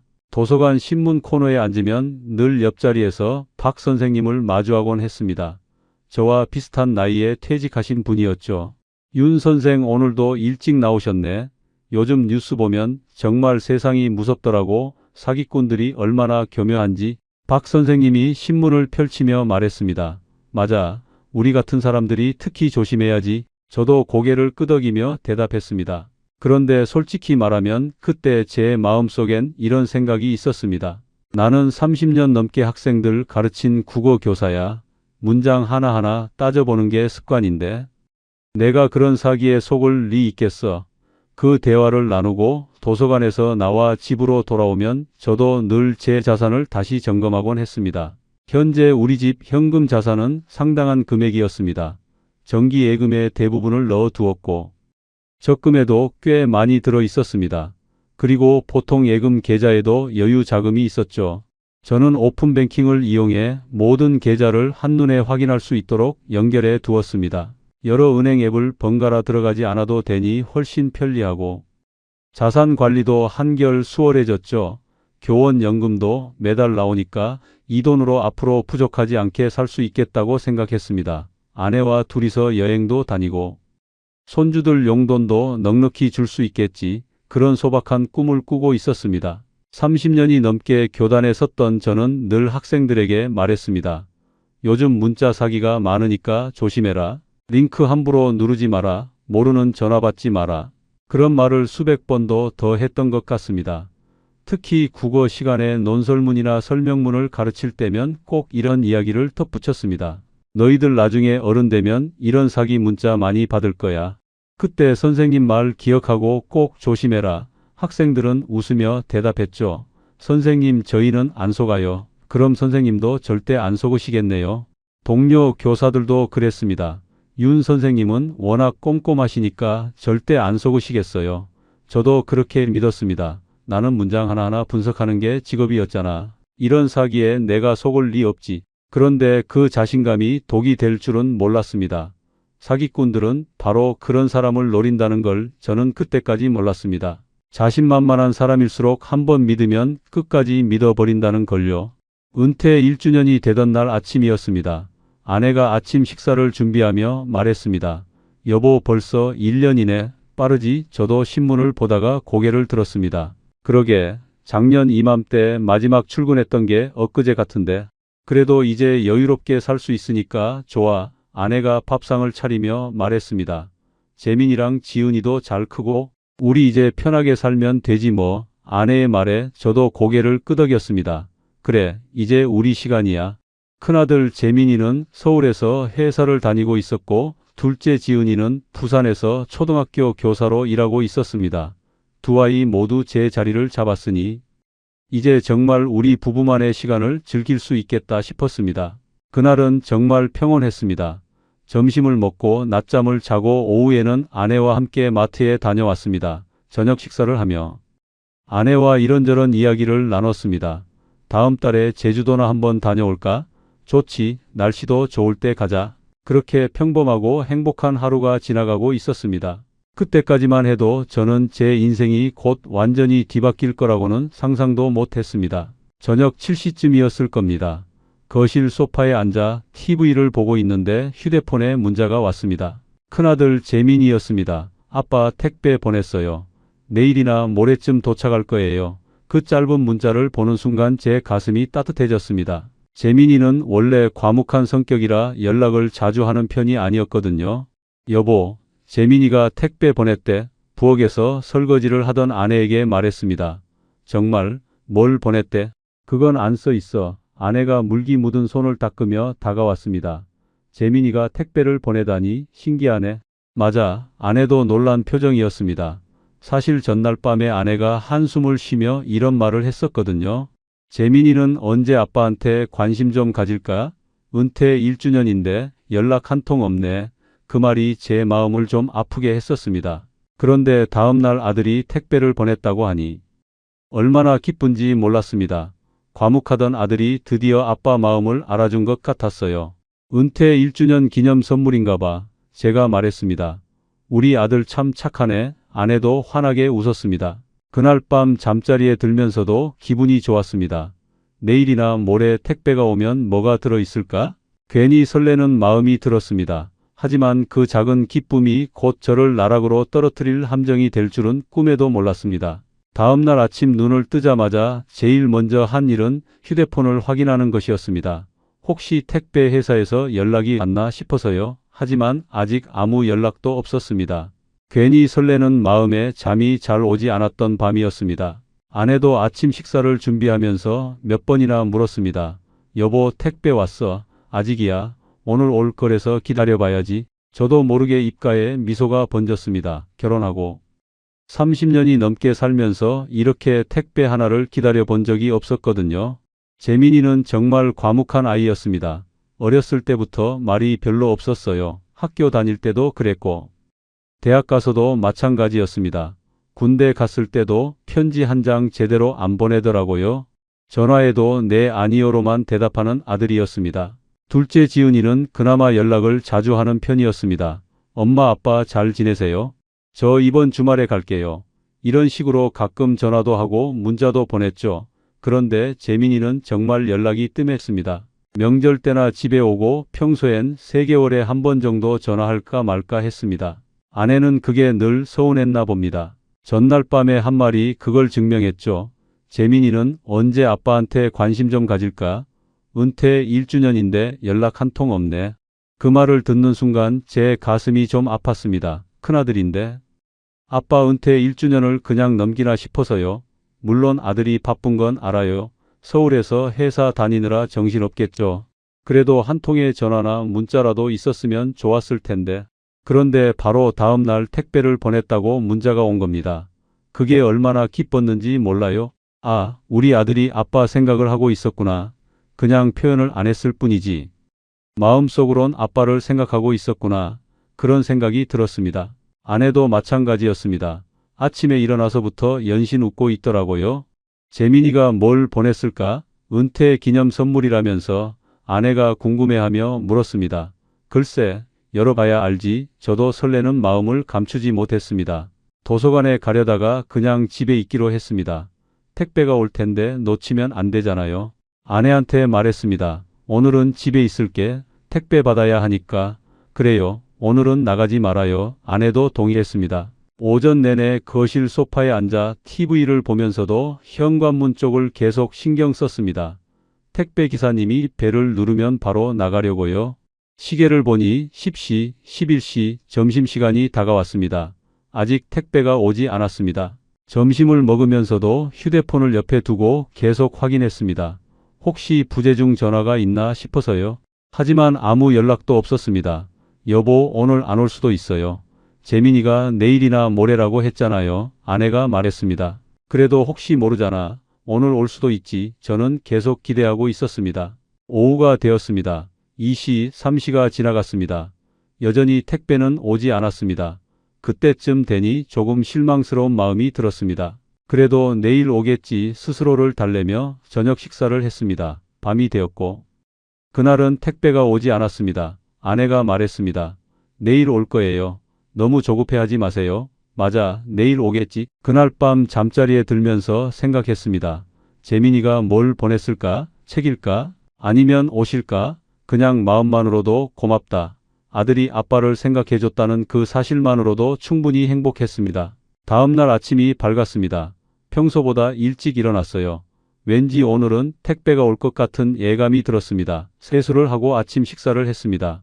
아내도 기대하는 눈빛이었습니다. 오늘은 올 것 같아요. 9시가 조금 넘었을 때였습니다. 거실 소파에 앉아 신문을 보고 있었어요. 휴대폰이 짧은 진동과 함께 새 메시지가 도착했습니다. 드디어 택배 회사에서 연락이 온 건가? 설레는 마음으로 휴대폰을 들었습니다. 화면에 뜬 문자를 보는 순간 제 표정이 굳어졌습니다. 택배 관련 문자이긴 한데 뭔가 이상했습니다. 송장 번호가 있고 주소 불일치로 배송 지연된다는 내용이었습니다. 아래에는 파란색 링크가 있었죠. 순간 어제 재민이가 보냈다던 그 택배가 떠올랐습니다. 아들이 보낸 택배가 주소 때문에 늦어진다니? 이건 빨리 확인해 봐야겠다는 생각이 들었습니다. 은퇴 기념 선물인데 이렇게 늦어지면 안 되지. 마음이 급해졌습니다. 아내가 부엌에서 설거지를 하고 있었습니다. 저는 거실 소파에서 휴대폰 화면을 뚫어지게 쳐다봤습니다. 송장 번호와 함께 주소지를 다시 확인하라는 안내 문구가 있었어요. 배송 주소지를 통해 주소지 재확인 바랍니다. 이상하다는 생각보다는 빨리 확인해야겠다는 생각이 먼저 들었습니다. 재민이가 보낸 선물이 제대로 도착하지 않으면 어쩌지? 아들이 처음으로 보낸 선물인데 그 마음이 저를 조급하게 만들었습니다. 여보, 택배 회사에서 연락 왔어. 주소가 잘못됐나 봐. 제가 아내에게 말했습니다. 그래요? 그럼 확인해봐요. 아내는 별로 신경 쓰지 않는 듯 했습니다. 설거지에 집중하고 있었죠. 저는 파란색 링크를 한참 쳐다봤습니다. 평소 같았으면 의심부터 했을 겁니다. 30년 넘게 학생들에게 가르쳤잖아요. 링크 함부로 누르지 마라. 모르는 문자는 무시해라. 그런데 그때는 달랐습니다. 재민이가 보낸 거니까 아들이 은퇴 기념으로 보낸 선물인데 이건 진짜 택배 회사에서 온 거겠지. 그런 생각이 제 판단력을 흐리게 만들었습니다. 저는 아무 의심 없이 파란 글자에 링크를 눌러버렸습니다. 링크를 누르자 화면이 바뀌며 택배 주소지 조회 페이지가 떴습니다. 그리고 곧바로 배송 조회 도우미 앱 설치창이 나타났어요. 잠깐 이게 뭐지? 순간 의문이 스쳤습니다. 앱을 설치하라고? 하지만 곧 생각했습니다. 아, 요즘 택배 회사들이 이런 프로그램 많이 쓰지. 배송 조회하려면 필요한가 봐. 저는 결국 설치 버튼을 눌러버렸습니다. 그 순간 제 인생이 완전히 바뀔 줄도 모르고요. 앱이 설치되는 동안 화면의 진행바가 천천히 올라갔습니다. 20%, 40%, 60% 생각보다 시간이 좀 걸렸어요. 80%를 넘어서자 설치가 거의 완료되었다는 메시지가 떴습니다. 설치가 완료되자 앱이 몇 가지 권한을 요구했습니다. 연락처 접근 권한, 저장소 접근 권한, 전화 권한, SMS 권한까지. 평소 같으면 이상하다고 생각했을 텐데 그때는 그러지 못했습니다. 배송 조회를 위해서는 필요하겠지. 택배 회사에서 연락도 해야 하고 문자도 보내야 하니까. 그런 생각으로 저는 모든 권한을 허용했습니다. 하나하나 체크하면서 허용 버튼을 눌렀죠. 모든 권한을 허용하는 순간 휴대폰 화면이 갑자기 까맣게 변했습니다. 뭐지? 깜짝 놀라서 휴대폰을 흔들어 봤지만 반응이 없었어요. 화면이 완전히 꺼진 것처럼 보였습니다. 고장 난 건가? 약 30초쯤 지났을까요? 화면이 다시 켜졌습니다. 휴대폰 초기 화면이 나타나며 정상적으로 작동하기 시작했어요. 휴, 놀랐네. 저는 안도의 한숨을 쉬었습니다. 오래된 휴대폰이라 그런가 봐. 사실 제 휴대폰은 3년 정도 쓴 거였습니다. 요즘 새 앱 설치하면 가끔 느려지거나 멈추기도 했어요. 그래서 이번에도 그런 현상이라고 생각했습니다. 전혀 의심하지 않았죠. 배송 조회 앱을 열어보려고 했는데 아이콘이 보이지 않았습니다. 어디 갔지? 화면을 이리저리 넘겨보며 찾아봤지만 설치한 앱이 보이지 않았어요. 이상하네. 분명히 설치했는데. 그때 휴대폰이 눈에 띄게 느려진 게 느껴졌습니다. 화면을 넘기는데 버벅거렸고 앱을 열 때도 평소보다 시간이 더 걸렸어요. 역시 오래돼서 그런가 봐. 나중에 휴대폰 새로 바꿔야겠다. 그렇게 생각했습니다. 여보, 택배 주소 확인했어. 제가 아내에게 말했습니다. 그래요? 어땠어요? 아내가 부엌에서 나오며 물었습니다. 앱 설치하라길래 했는데 잘 안 보이네. 나중에 다시 확인해 봐야겠어. 저는 대수롭지 않게 대답했습니다. 재민이한테 전화해서 물어보지 그래요. 송장 번호 알려달라고 아내가 말했습니다. 순간 저는 망설였습니다. 아들이 깜짝 선물로 보낸 건데 물어보면 기분 상할 것 같아서요. 재민이는 원래 과묵한 성격이잖아. 처음으로 아빠한테 이렇게 선물을 보냈는데 내가 확인한다고 전화하면 섭섭해하지 않을까? 아들 마음 상하게 하고 싶지 않았습니다.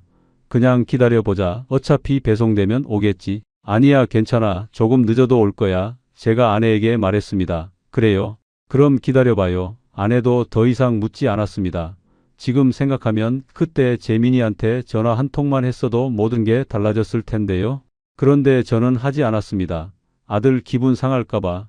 과묵한 아들이 용기 내서 보낸 선물인데 그걸 확인한다는 게 미안했습니다. 그 한 번의 망설임이 제 인생을 완전히 바꿔놓을 줄은 꿈에도 몰랐습니다. 시계를 보니 오전 9시 20분쯤이었습니다. 저는 다시 소파에 앉아 신문을 봤습니다.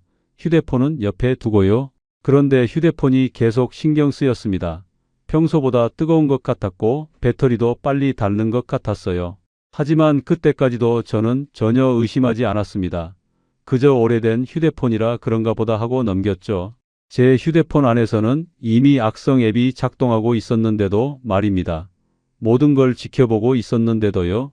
몇 분이 지났을까요? 곧 제 휴대폰에 또 다른 전화가 걸려올 예정이었습니다. 그리고 그 전화가 제 인생을 완전히 무너뜨릴 시작점이 될 거라는 걸 저는 전혀 알지 못했습니다. 오전 9시 20분이 조금 지났을 때였습니다. 거실 소파에 앉아 신문을 보고 있는데 휴대폰이 울렸습니다. 화면을 보는 순간 저는 안심했습니다. 발신자 표시에 익숙한 번호가 떠 있었거든요. 어은행 고객센터였습니다. 1588로 시작하는 번호였고 제가 20년 넘게 사용해 온 은행이었어요. 주거래 은행이라 매달 연금도 이 계좌로 들어왔고 적금도 예금도 모두 이 은행에 있었습니다. 여보세요. 제가 전화를 받았습니다. 수화기 너머로 기계적인 목소리가 흘러나왔습니다. 고객님, 어은행입니다. 고객님 계좌에서 정기예금 해지 요청이 접수되었습니다. 본인 요청이 아닐 경우 상담원 연결을 위해 1번을 눌러주십시오. 순간 귀를 의심했습니다.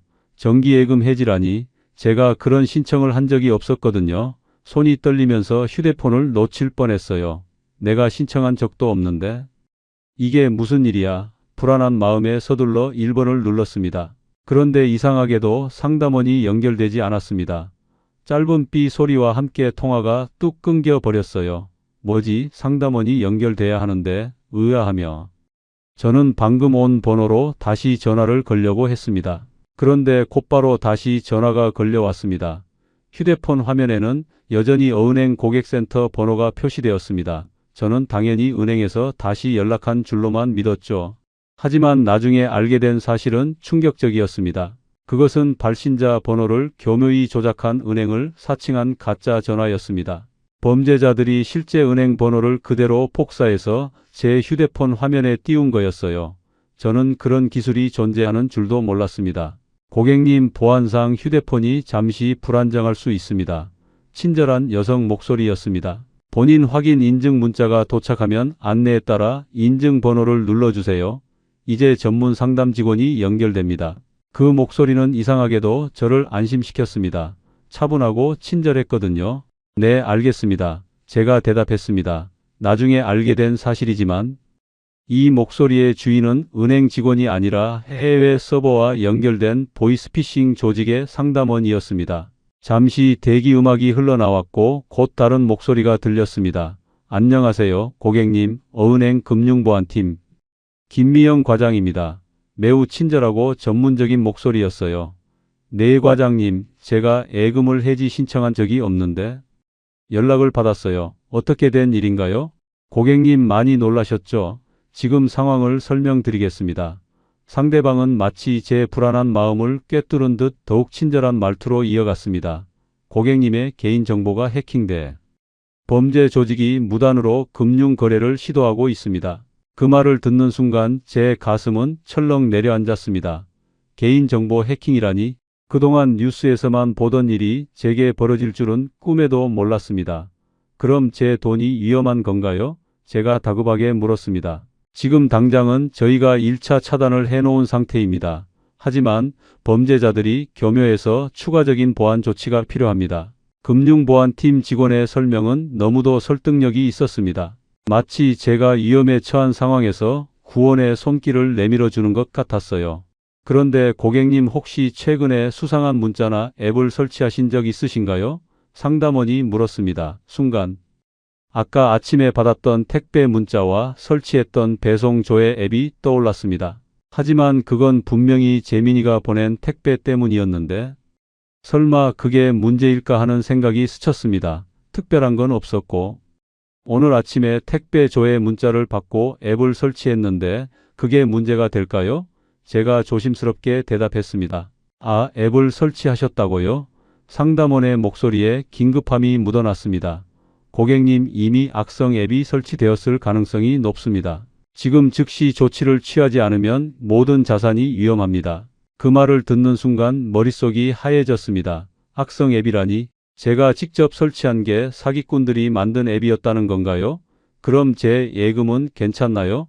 제가 떨리는 목소리로 물었습니다. 1차 차단은 했지만 우선 고객님 자산을 안전한 곳으로 임시 이동해야 합니다.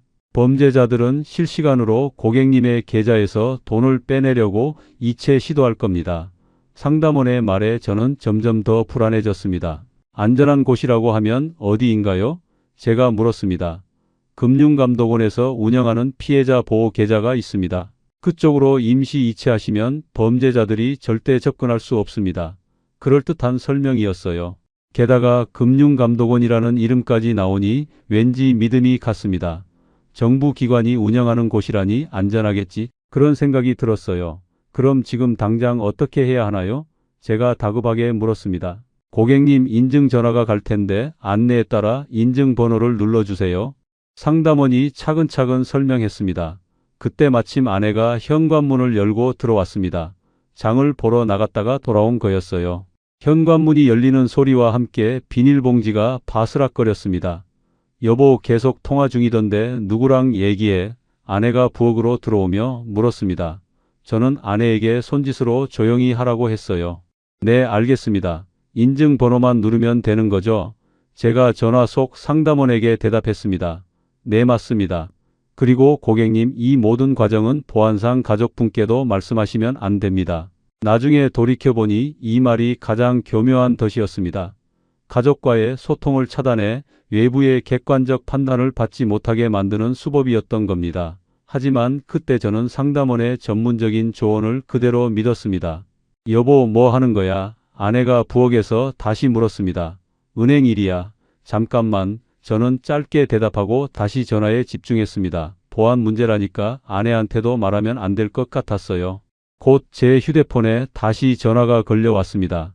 기계음이 들리며 인증 절차가 시작되었어요. 저는 상담원이 안내한 대로 버튼을 눌렀습니다.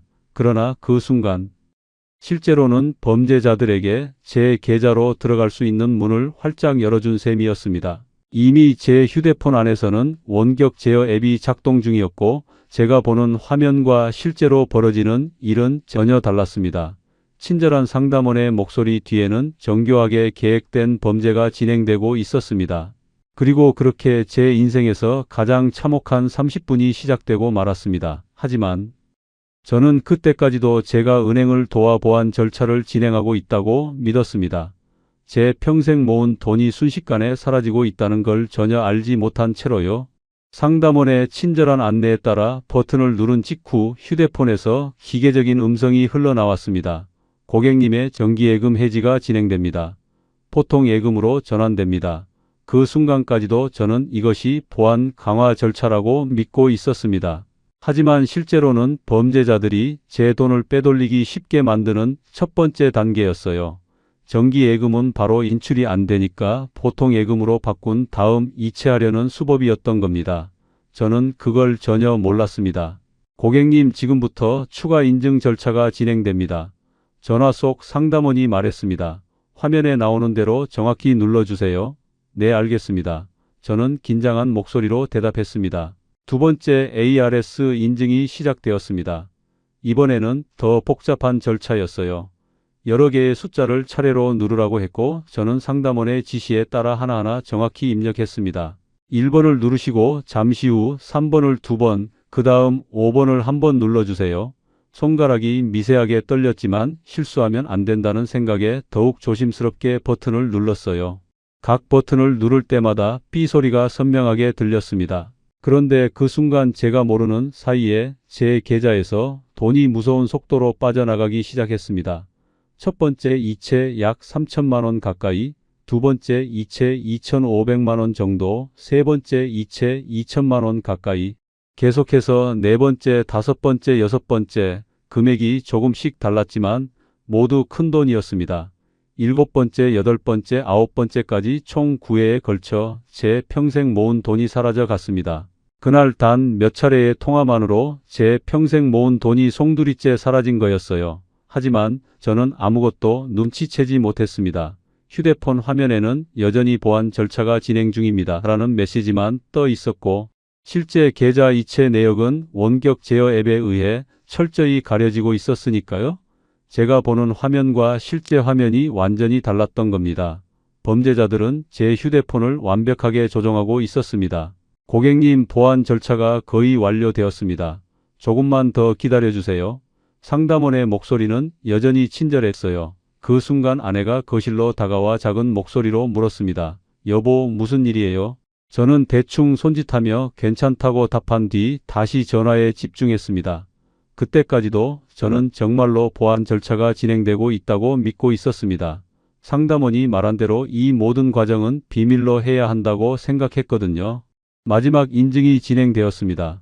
화면에 나오는 번호를 차례대로 눌러주세요. 6번, 1번, 9번 순서로요. 네, 저는 시키는 대로 했습니다. 삐삐삐 버튼 소리가 연달아 들렸습니다. 그 순간 마지막 이체가 완료되었습니다. 총 유출액은 2억이 훨씬 넘는 금액에 달했어요. 단 30분 만에 제 인생이 무너져 내린 순간이었습니다. 하지만 그 끔찍한 현실을 알게 된 것은 훨씬 나중의 일이었어요. 고객님, 1차 보안 절차가 완료되었습니다. 상담원의 목소리에는 안도감마저 묻어났습니다. 그럼 이제 안전한 건가요? 제가 물었습니다. 네, 1차는 완료되었습니다. 하지만 혹시 모를 추가 공격에 대비해 2차 보안 절차도 진행해야 할 수도 있습니다. 그 말을 듣는 순간 다시 불안이 엄습했습니다. 아직 끝난 게 아니라는 뜻이니까요. 2차 절차는 언제 진행되나요? 제가 물었습니다. 오늘 오후쯤 다시 연락드리겠습니다. 그때까지는 휴대폰을 끄시면 안 되고 다른 금융 거래도 하시면 안 됩니다. 네, 알겠습니다. 그렇게 오랜 통화를 마치고 전화를 끊자마자 저는 그대로 소파에 털썩 주저앉았습니다. 내가 지금 무슨 일을 저지른 건가? 잠시 멍하니 앉아 있었지만 곧 불안감이 밀려왔습니다. 아내가 다가와서 물었습니다. 여보, 정말 괜찮은 거예요? 얼굴이 너무 창백해요. 응, 괜찮아. 그냥 은행 보안 때문에 조금 복잡했을 뿐이야. 하지만 제 목소리에는 확신이 없었습니다. 머릿속에서는 계속 뭔가 잘못됐다는 직감이 맴돌았죠. 정말 금융감독원에서 운영하는 보호 계좌가 있나? 은행에서 이렇게 복잡한 절차를 요구하나? 하지만 이미 다 끝난 일이었습니다. 시계를 보니 벌써 10시가 다 되어가고 있었습니다. 30분 정도 통화한 것 같았는데 체감상으론 훨씬 길게 느껴졌어요. 온몸에 힘이 쭉 빠지는 느낌이었습니다. 그리고 10분쯤 지났을까요? 제 휴대폰이 다시 울렸습니다. 이번에는 정말 어은행 고객센터에서 걸려온 전화였어요. 하지만 그때까지도 저는 진짜와 가짜 은행 전화를 구분할 수 없었습니다. 고객님, 어은행 고객센터입니다. 고객님 계좌에서 다수의 고액 이체가 발생했는데 본인 거래가 맞으신가요? 그 순간 머릿속을 누군가 세게 한 대 때린 듯 아찔했습니다. 아니요, 저는 그런 이체를 한 적이 없습니다. 제가 다급하게 대답했습니다. 그리고 조금 전에 제 계좌에 문제가 있다고 해서 은행 직원과 통화했는데. 다른 직원인가요? 저희 은행 직원이 전화를 드렸다고요? 잠시만 확인해 보겠습니다. 그 말을 듣는 순간 저는 모든 게 잘못되었음을 직감했습니다. 고객님, 저희 은행에서는 그런 전화를 드린 적이 없습니다. 고액 이체 건은 즉시 지급 정지 조치를 취하겠습니다. 보이스피싱이 의심되니 신고 접수를 진행하시기 바랍니다. 순간 다리가 풀리며 눈앞이 캄캄해졌습니다. 보이스피싱이라니 제가 당했다는 건가요? 손이 떨려서 휴대폰을 거의 떨어뜨릴 뻔했습니다. 전화를 끊고 나니 제 손이 심하게 떨렸습니다. 뭔가 정말 큰 일이 벌어진 것 같았습니다. 여보, 큰일 났어. 제 목소리가 갈라져 나왔어요. 아내가 놀란 표정으로 달려왔습니다. 왜요? 무슨 일이에요? 은행에서 연락 왔는데 내 계좌에서 고액 이체가 되었다고 해. 아내의 얼굴이 순식간에 하얗게 변했어요. 그럼 우리 돈이 어떻게 된 거예요? 저는 대답할 수 없었습니다. 입술만 바들바들 떨릴 뿐이었어요. 곧바로 경찰서에 신고 전화를 걸었습니다. 전화를 누르는 제 손가락은 마치 납덩이처럼 무거웠어요. 112 종합상황실입니다. 보이스피싱 당한 것 같습니다.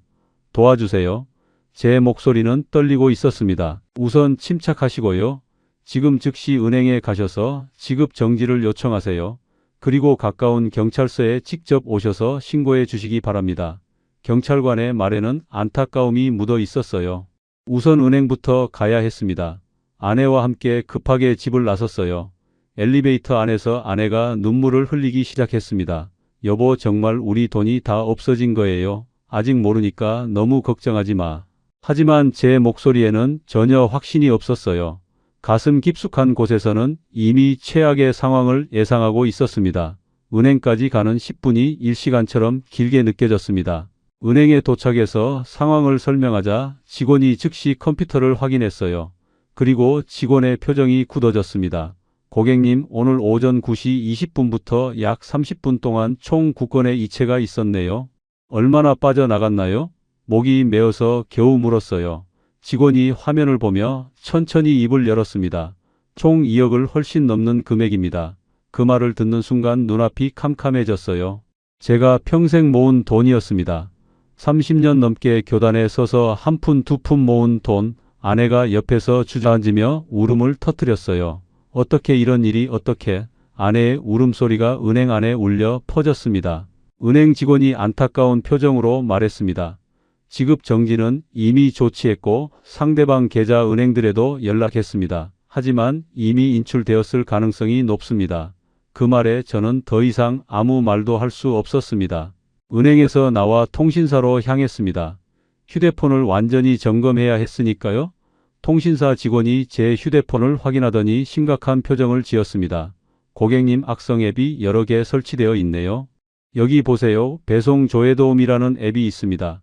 이게 원격 제어 앱입니다. 직원이 화면을 보여주며 설명했어요. 이 앱 때문에 고객님 휴대폰이 완전히 해킹당한 상태였어요. 화면에 보이는 것과 실제로 일어나는 일이 달랐을 겁니다. 그제서야 모든 퍼즐이 맞춰졌어요. 아침에 받은 택배 문자, 설치한 앱, 그리고 친절했던 가짜 상담원까지 모든 것이 정교하게 계획된 사기였던 겁니다. 유심을 재발급받고 휴대폰을 완전히 초기화했습니다. 그리고 경찰서로 향했어요. 신고 접수를 하고 조서를 작성하는 동안 제 손은 계속 떨렸습니다. 형사님이 말했습니다. 최대한 빨리 추적해 보겠습니다. 하지만 솔직히 말씀드리면 이런 경우 돈을 되찾기가 매우 어렵습니다. 대부분 대포 통장을 거쳐 해외로 송금되거든요. 그 말을 듣는 순간 마지막 희망마저 사라지는 것 같았습니다.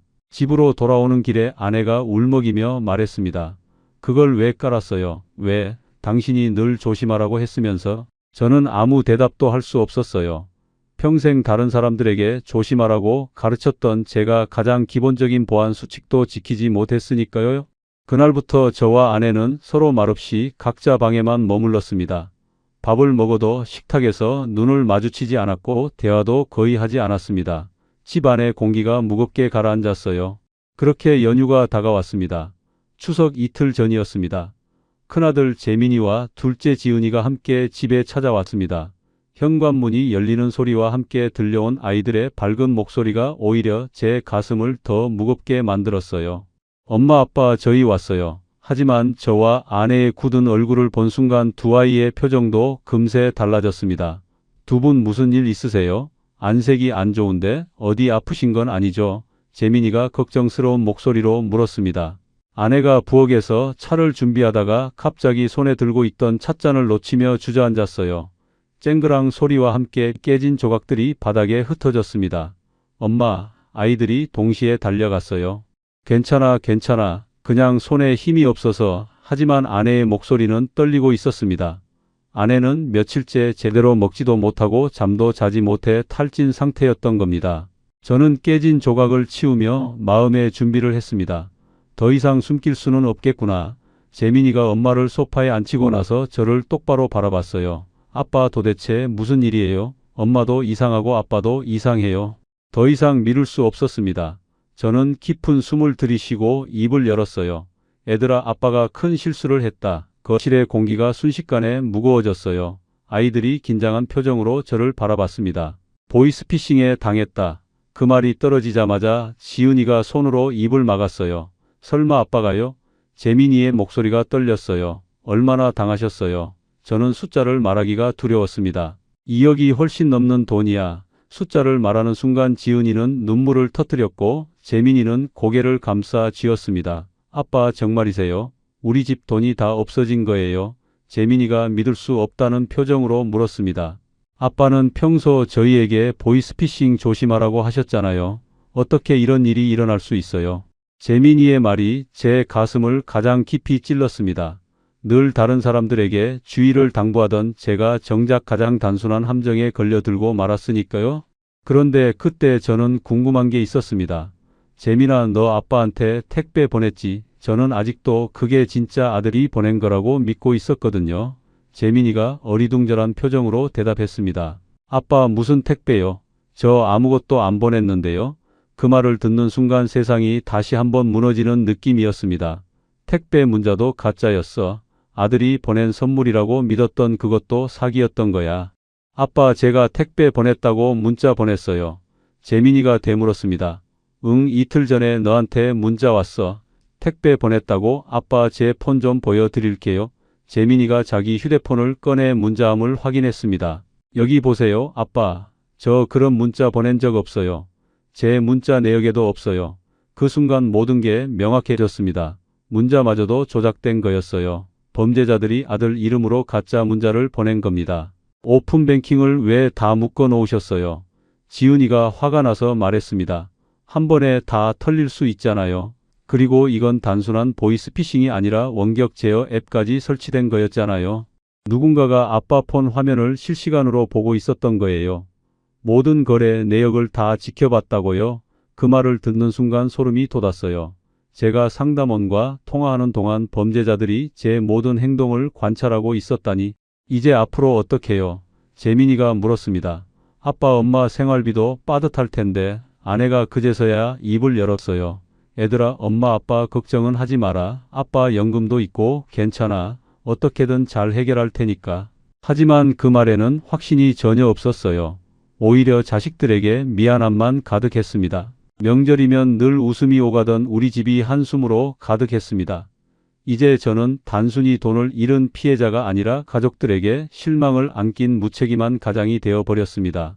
그날 밤 재민이와 지은이는 늦게까지 제 방에 남아서 이야기를 나눴습니다. 아빠, 다음부턴 꼭 저희한테 먼저 물어보세요. 재민이가 말했습니다. 그래, 이제부턴 혼자 판단하지 않을게. 저는 고개를 끄덕였습니다. 하지만 이미 벌어진 일을 되돌릴 수는 없었습니다. 그날 밤 잠자리에 들었지만 잠이 오지 않았습니다. 천장만 바라보며 수없이 되뇌었어요. 내가 왜 그랬을까? 왜 재민이한테 확인 한번 하지 않았을까?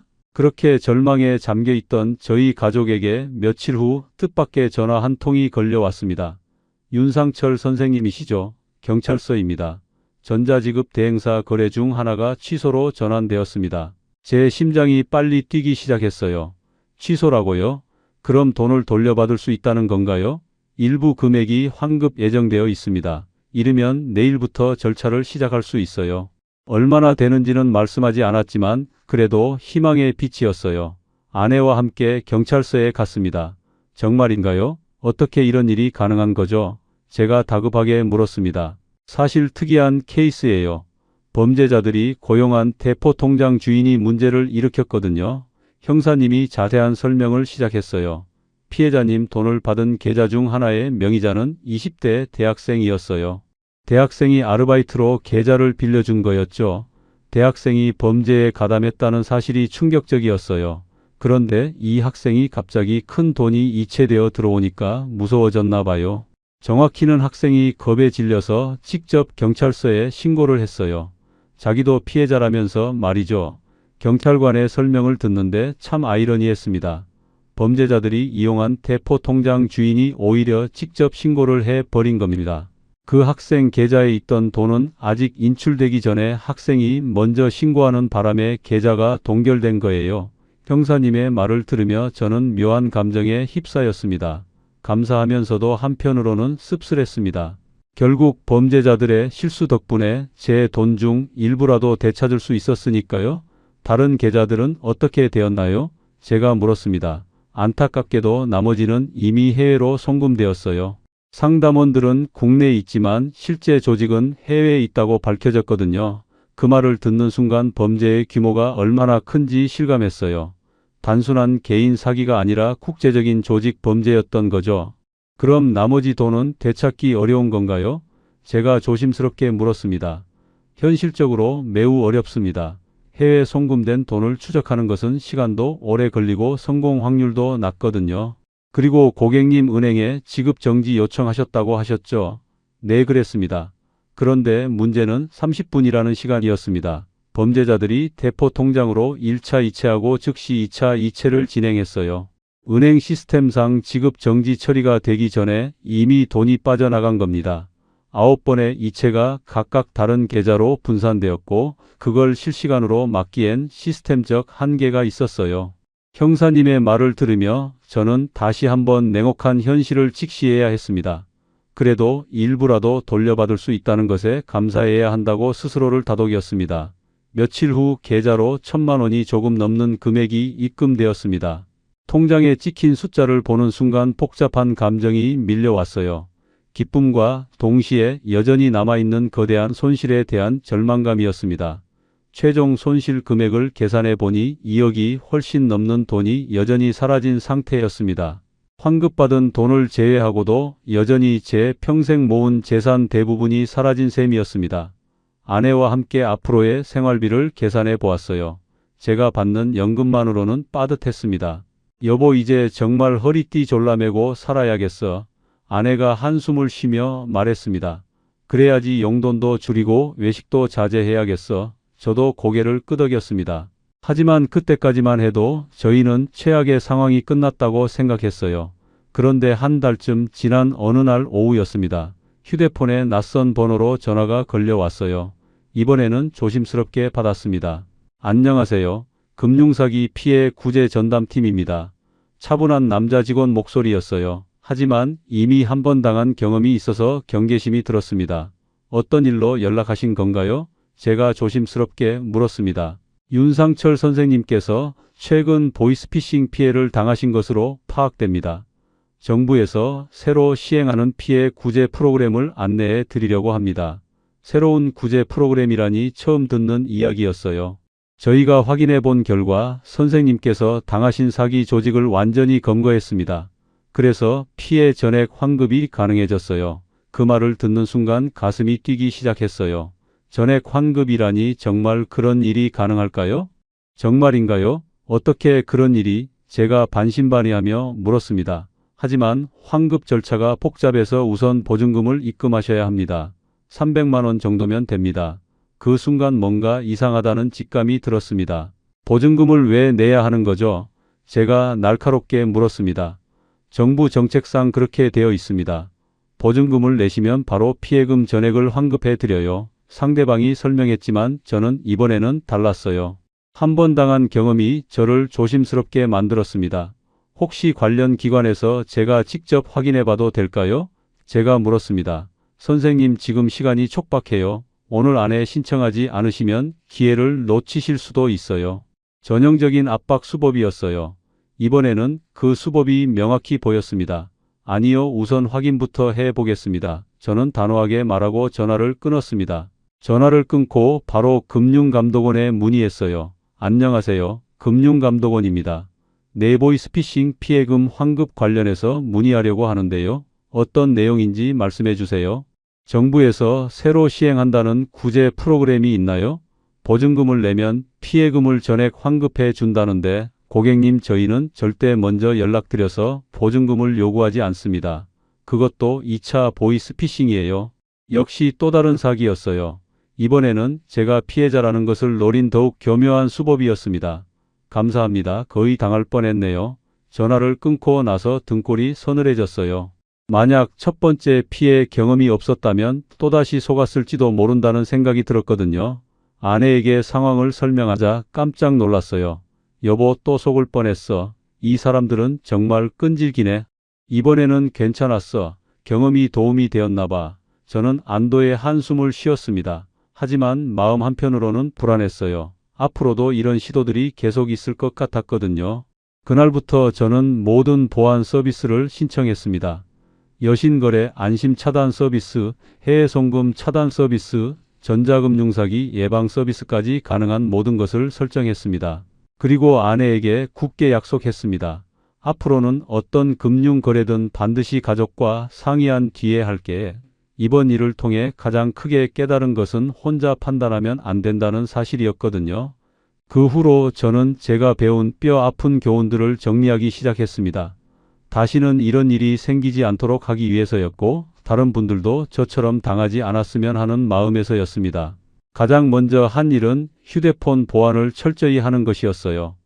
낯선 링크나 앱은 절대 설치하지 않기로 했습니다. 앱은 구글이나 애플 공식 마켓에서만 다운로드하기로 원칙을 정했죠. 그리고 의심스러운 문자가 오면 바로 신고하기로 했습니다. 보이스피싱 의심 문자는 118번이나 112번으로 신고할 수 있다는 걸 알게 되었어요. 중요한 알림은 앱과 문자와 이메일로 동시에 받도록 설정했습니다. 오픈 뱅킹도 최소화했습니다. 제일 큰 실수가 모든 계좌를 하나로 묶어 놓은 거였어요. 고액 계좌는 오픈 뱅킹에서 제외하고 따로 관리하기로 했습니다. 원격 제어 권한도 정기적으로 점검하기로 했어요. 비밀번호는 3개월마다 한 번씩 변경하기로 했습니다. 모바일 백신도 설치했고 항상 최신 버전으로 업데이트하고 있습니다. 휴대폰에 저장된 신분증 사진도 즉시 삭제했어요. 여신거래 안심 차단 서비스는 꼭 신청해야 한다는 것도 알게 되었습니다. 그리고 만약 피해가 발생하면 30분 내에 112와 은행에 동시에 연락해야 한다는 것도 배웠습니다. 하지만 이런 기술적인 대비보다 더 중요한 건 마음가짐이었습니다. 저는 제 자만심이 가장 큰 문제였다는 걸 깨달았어요. 30년 넘게 학생들을 가르쳤다고 해서 제가 절대 안 속는다는 생각, 그게 독이 되었습니다. 사기꾼들은 바로 그런 사람을 노린다는 걸 이제는 압니다. 조심스러운 사람보다 자신만만한 사람이 오히려 더 쉬운 표적이 되는 거죠. 한번 믿으면 끝까지 믿어버리니까요. 그리고 가족 문자라고 해서 무조건 믿으면 안 된다는 것도 배웠습니다. 재민이가 보낸 택배라고 믿었던 게 제 발목을 잡았어요. 가족이나 지인 이름으로 온 문자라도 반드시 직접 전화로 확인해야 합니다. 특히 감정적으로 흔들릴 때가 가장 위험합니다. 제 경우엔 은퇴 1주년에 과묵한 아들이 처음으로 선물을 보낸다는 감동 때문에 판단력이 흐려졌어요. 기쁠 때든 불안할 때든 감정이 격해지면 한 번 더 생각해야 합니다. 은행은 절대 먼저 전화하지 않는다는 것도 명심해야 합니다. 발신자 번호가 실제 은행 번호로 보여도 조작될 수 있어요. 은행 직원을 사칭하는 전화가 오면 일단 끊고 본인이 직접 은행에 전화해야 합니다. 그리고 보안 문제라며 가족에게도 비밀로 하라는 말을 절대 믿으면 안 됩니다. 정상적인 금융 거래에서 가족과의 소통을 막는 경우는 없어요. 오히려 그럴 때일수록 가족과 상의해야 합니다. 저는 이런 내용들을 노트에 정리했습니다. 그리고 교회에 나가서 제 경험담을 나누기 시작했어요. 처음엔 부끄러웠습니다. 30년 넘게 교사로 일했던 제가 이런 사기에 당했다는 걸 알리는 게 자존심이 상했거든요. 하지만 제 이야기를 듣고 많은 분들이 고맙다고 말씀하셨습니다. 윤 선생님 덕분에 저도 조심하게 됐어요. 며칠 전에 비슷한 문자 왔는데 바로 삭제했습니다. 그런 말을 들을 때마다 보람을 느꼈습니다. 도서관에서 만나는 박 선생님에게도 자세히 설명해 드렸습니다. 저처럼 되지 마세요. 특히 가족 이름으로 온 문자는 꼭 확인하세요. 박 선생님도 고개를 끄덕이며 들으셨어요. 한 달쯤 지나서였습니다. 교회 단체 대화방에 청첩장 링크가 올라왔어요. 예전 같았으면 누군가는 클릭했을 겁니다. 그런데 이번에는 여러 사람들이 서로 경고해주고 있었습니다. 윤 선생님이 알려주신 대로 절대 누르지 마세요. 링크는 무조건 의심부터 하세요. 제가 뿌린 경각심이 다른 사람들을 보호하고 있었어요. 그 모습을 보며 제 마음도 조금은 가벼워졌습니다. 물론 잃은 돈은 돌아오지 않았습니다. 여전히 빠듯한 생활을 하고 있어요. 예전처럼 여행을 자주 가지도 못하고 외식도 많이 줄였습니다. 손주들에게 용돈도 예전만큼 넉넉하게 주지 못합니다. 하지만 저는 이제 다른 것을 배웠습니다. 돈보다 더 중요한 게 가족이라는 것, 혼자 판단하는 것보다 함께 상의하는 게 훨씬 안전하다는 것, 그리고 제 실패가 다른 사람들을 보호할 수 있다는 것. 요즘 저는 매일 아침 아내와 함께 산책을 합니다. 돈은 적어졌지만 대화는 많아졌어요. 재민이도 이제는 일주일에 한 번씩 전화를 합니다. 아빠 괜찮으세요? 아들의 목소리가 예전보다 따뜻해진 것 같습니다. 지은이는 주말에 자주 집에 옵니다. 엄마 아빠 제가 반찬 좀 해올게요. 딸이 가져온 반찬을 먹으며 행복을 느낍니다. 예전엔 몰랐던 소소한 행복들이 보이기 시작했어요. 가끔 길을 가다가 제자를 만날 때가 있습니다. 선생님 안녕하세요. 학생들의 밝은 인사를 받으면 여전히 가슴이 뿌듯합니다. 비록 큰 실수를 했지만 제가 가르쳤던 시간들까지 무의미해진 건 아니니까요. 지난주에는 한 제자가 이런 말을 했습니다. 선생님, 저희 부모님한테 선생님 이야기 들려드렸어요. 덕분에 저희 아버지도 조심하게 되셨대요. 그 말을 듣는 순간 눈시울이 뜨거워졌습니다. 제 실패가 누군가의 가족을 지켜줄 수 있다니 이것이 바로 제가 이 고통을 겪은 의미가 아닐까 생각합니다. 비록 2억이 넘는 돈을 잃었지만 그보다 더 값진 교훈을 얻었습니다. 여러분께도 꼭 당부드립니다. 아무리 조심스러운 사람이라도 한순간 방심하면 당할 수 있습니다. 특히 가족이나 지인 이름으로 온 메시지일수록 더욱 조심하세요. 반드시 직접 확인하세요. 은행이나 금융기관을 사칭하는 전화가 오면 일단 끊고 본인이 직접 연락하세요. 그리고 어떤 금융거래든 가족과 상의하세요. 혼자 판단하면 사기꾼들의 함정에 빠지기 쉽습니다. 제 이야기가 여러분의 소중한 노후 자금을 지키는데 조금이라도 도움이 되었으면 좋겠습니다. 저처럼 평생 모은 돈을 한순간에 잃는 일이 없기를 진심으로 바랍니다. 우리의 이 사연이 마음에 남았다면 좋아요를 눌러주세요. 그리고 소중한 사람들과 함께 이 이야기를 나눠주시길 바랍니다. 여러분의 한마디가 누군가에겐 큰 위로가 될 수 있습니다. 영상이 마음에 드셨다면 구독과 좋아요, 응원 부탁드립니다. 감사합니다.